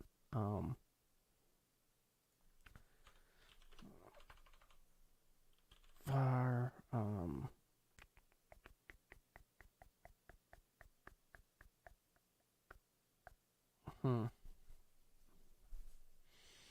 the question is, should we delete something that we know doesn't exist? If they give us an ID and technically speaking we don't have it, should we really do anything? But we could make a new exception. We can go find the object first. Then, if it exists, delete it. If not, throw the exception. Now, the problem is that takes performance to go find the document. And that could cause us problems performance-wise, because we're getting the document even though, technically speaking, somebody's already told us the document ID they want deleted. I'm going to err on performance right now and say that we'll make the assumption that whoever's calling the API knows that the document already exists, and we're going to make the assumption that the document exists. So let's just do that then. Let's just say var result equals await repository dot delete document, and we're going to take in command request id.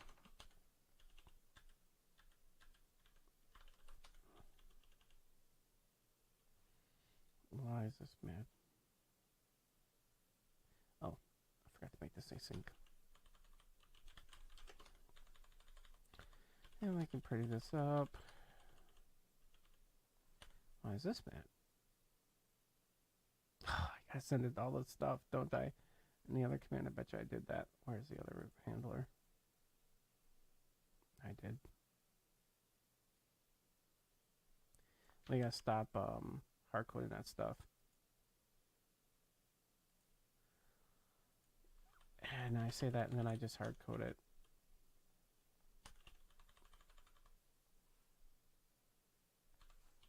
To string because this is a GUID.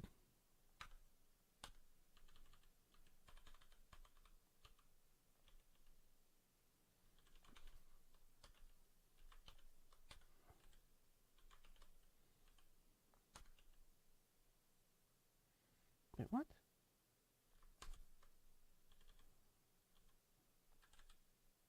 I think CoPilot screwing me up a little bit with its auto typing. Let's put these variables on a separate line here so we can see them, so it's a little bit easier to read.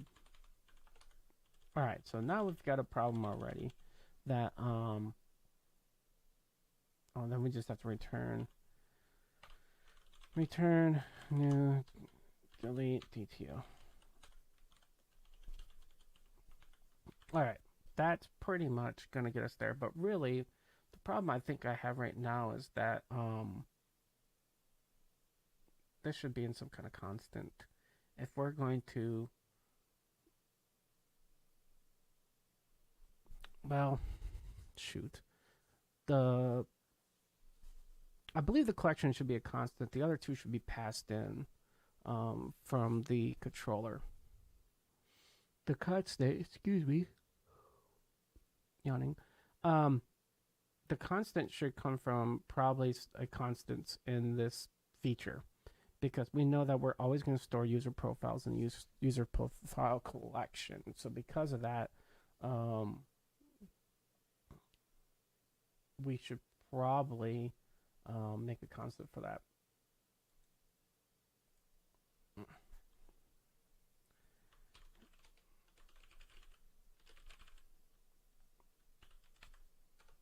So what we could do is say public static class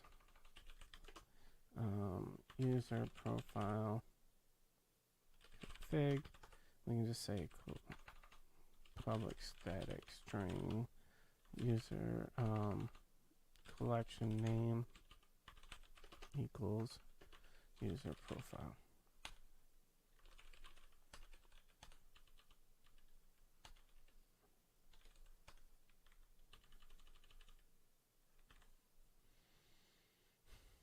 And then what we should be able to do is instead here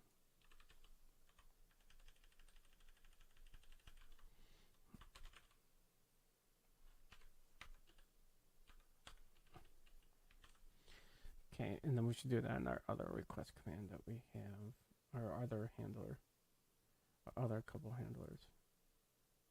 Here, this should also be the same thing. This should be user profile config dot collection name. And then we have, that's the create there, and then we have the get. We should fix it here too. No more hard coding.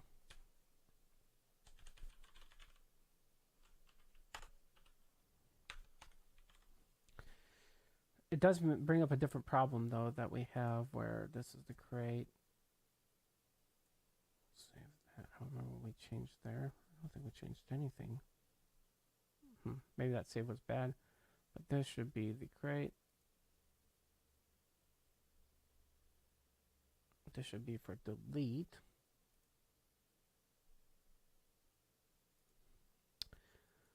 The issue is going to be is the database name should come from something else. The database name should be injected in, and we should just use that. And that should come from like the config of some sorts, like from the configuration file. Same thing with the scope. And so I think that that's what we're going to do. It's 2:26, so we only got about 4 minutes left in the stream. But what we can do is we can add in some stuff into our configuration here and then inject that in. So we can just say scope is going to be this. I'm going to say bucket name.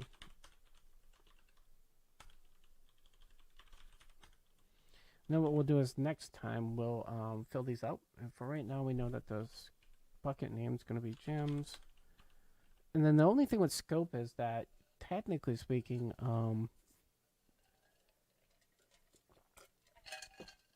we want to make this multi-tenant. We would want to have the scope name come from the tenant that the user is from. And that would have to get somehow passed in, because otherwise, how will we know, right? We'd have to know what tenant this is. And so the user, when they logged in, or when they connected to us, they would have to give us that so we know which tenant to go against. That's getting a little bit complicated for right now. I think what we'll do is we'll just pass it in for right now, and we'll add a to-do. Once we get CRUD working, then we'll go through and figure out like how do we want to handle multi-tenancy. Because the scope would be that, if you want to have, you can have up to 1,000 scopes or 100 collections in Couchbase. And so we're going to need about 25 collections, which means we have a lot of scopes we can do. That's per cluster. So you could set up another cluster, technically speaking of this, and you can handle tenancy in clusters also if you wanted to. But I think we want to handle a little bit of both. You should be able to handle, a considerable amount of clients, 500 clients on a cluster. That seems like a cool idea, or even 800. And then you just have to spin up multiple clusters to handle more than that, right? Then that means that we can use scope for tenants, and we just have to figure out like how do we want to handle that. And I think the user would have to then have, the user profile would want to have a field inside of it that we know the tenant. And when we request, the problem is that we already know that comes from the collection and the scope, which means every request coming in from the rest would have to tell us which tenant that it's looking at, or we'd have to somehow derive the tenant from like authentication, right? That's the only ways that I can think of to handle this. Either this has to come in as part of every request, which tenant they're looking at information from, or we have to handle it via like the request token. The auth token would have to, we'd look that up and say, oh, okay, we know that this particular user is part of this tenant, and because of their that, and then in this tenant, we can use this scope. That's it. So let's put some to-do items together here. So I think we're gonna have to handle it that way. And so let's put a to-do. Well, we may go a few minutes over here. Let's see if we can get our controller to run this delete. Actually, let's do that, and then we'll call it a day. So if we go back here, we got our controller. So then now we really need in here is the delete method, which honestly we could probably just steal from most of our other stuff, because we know that in ASP.NET we're gonna need we're doing it in a route. So we know how routes work because we have it up here, right? And then we know that we want it to be a delete. So what we're gonna do right here, let's just try to make it this. So we're going to say route. It's going to be our action, which should be in here, /our ID. I think our ID has to be capitalized. I think we learned this from the last mistake, right? Let's go look at the last mistake we did. Nope, we have it lowercase here. And request query, go to definition, uppercase there. So it's okay to be lowercase there. I thought we had a problem with that, but all right. I'm not going to question my code that compiles and works. Let's see here. Then we have to tell it HTTP delete. And then we're going to make a new public async task action result. result. Sure. Let's see what CoPilot does for us here. So it says delete from route. That's right so far. Delete user command. Request command. That's right. Request command. Why is it? Oh. Capital H should be delete. Why is it mad with this? Because we have to say the feature. User. Wait. How much namespace do we use up here? We know the namespace already, so we just have to say delete user. It was close.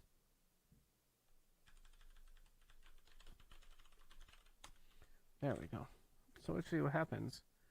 We're going to send the request to the mediator, get the response, be okay, and if not, no response, and then we're going to catch, and then get a status code and return it. Damn it, CoPilot, you're pretty good. That's pretty close to exactly how we're going to write it.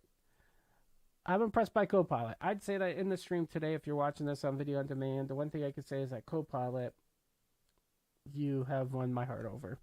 That's pretty cool. Every once in a while, you add in code and I have to think about it longer about what the code you just added in does, whether or not it's exactly how I would have wrote it. And that in a stream is not exciting because then you have this like pause. But outside of that, yeah, it's pretty cool.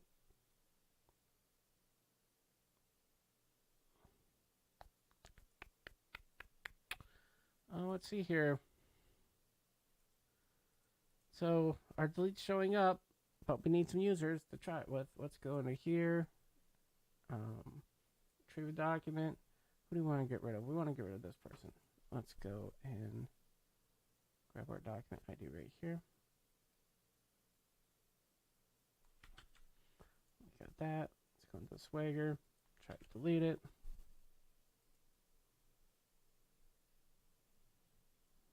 Wait for a second. Cross our fingers. Cross our toes. That's taking too long. That doesn't feel good.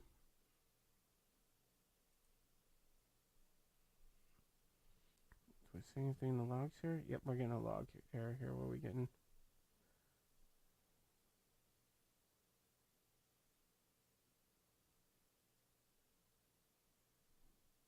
Saying collection ID is empty.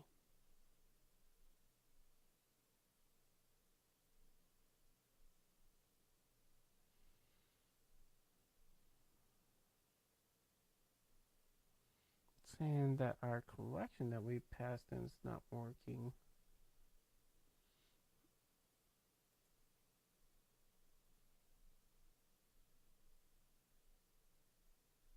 All right. Let's go into our delete method here. Debug there and see what happens.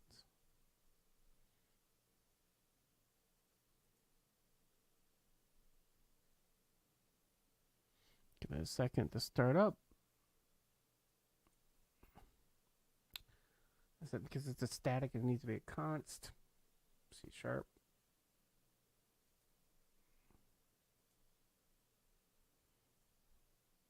we go. Oh, that's right. Default gems. That seems like it's right. Let's go look at our bucket. What's our bucket say? Our bucket is user profiles, not profile. It's a plural versus singular problem. Well, that explains that. Where did we put that? We put it in config.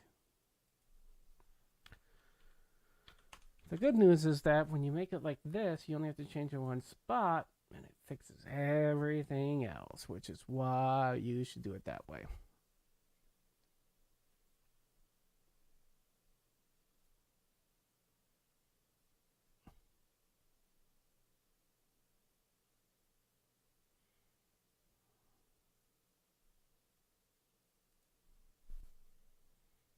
Let's try it one more time over here, and I think we'll call it a day.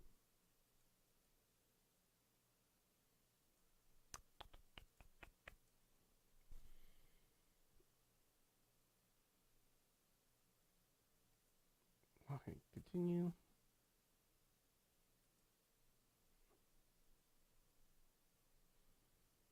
Got 200. That's good. So let's try to delete something that doesn't exist.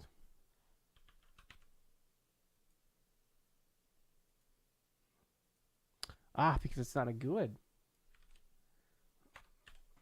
Let's do that. Smart. Technically speaking, we threw a 200 even though it's not there. That's probably a problem.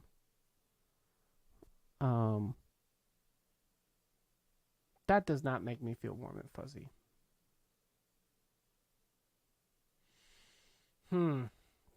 Although, from a security standpoint, do we want to tell somebody that? These are things to ponder over the weekend. Well, we're only one method away from having our thing done. We played a little bit with GitHub CoPilots today. We spent way more time on validation getting that working than we wanted to.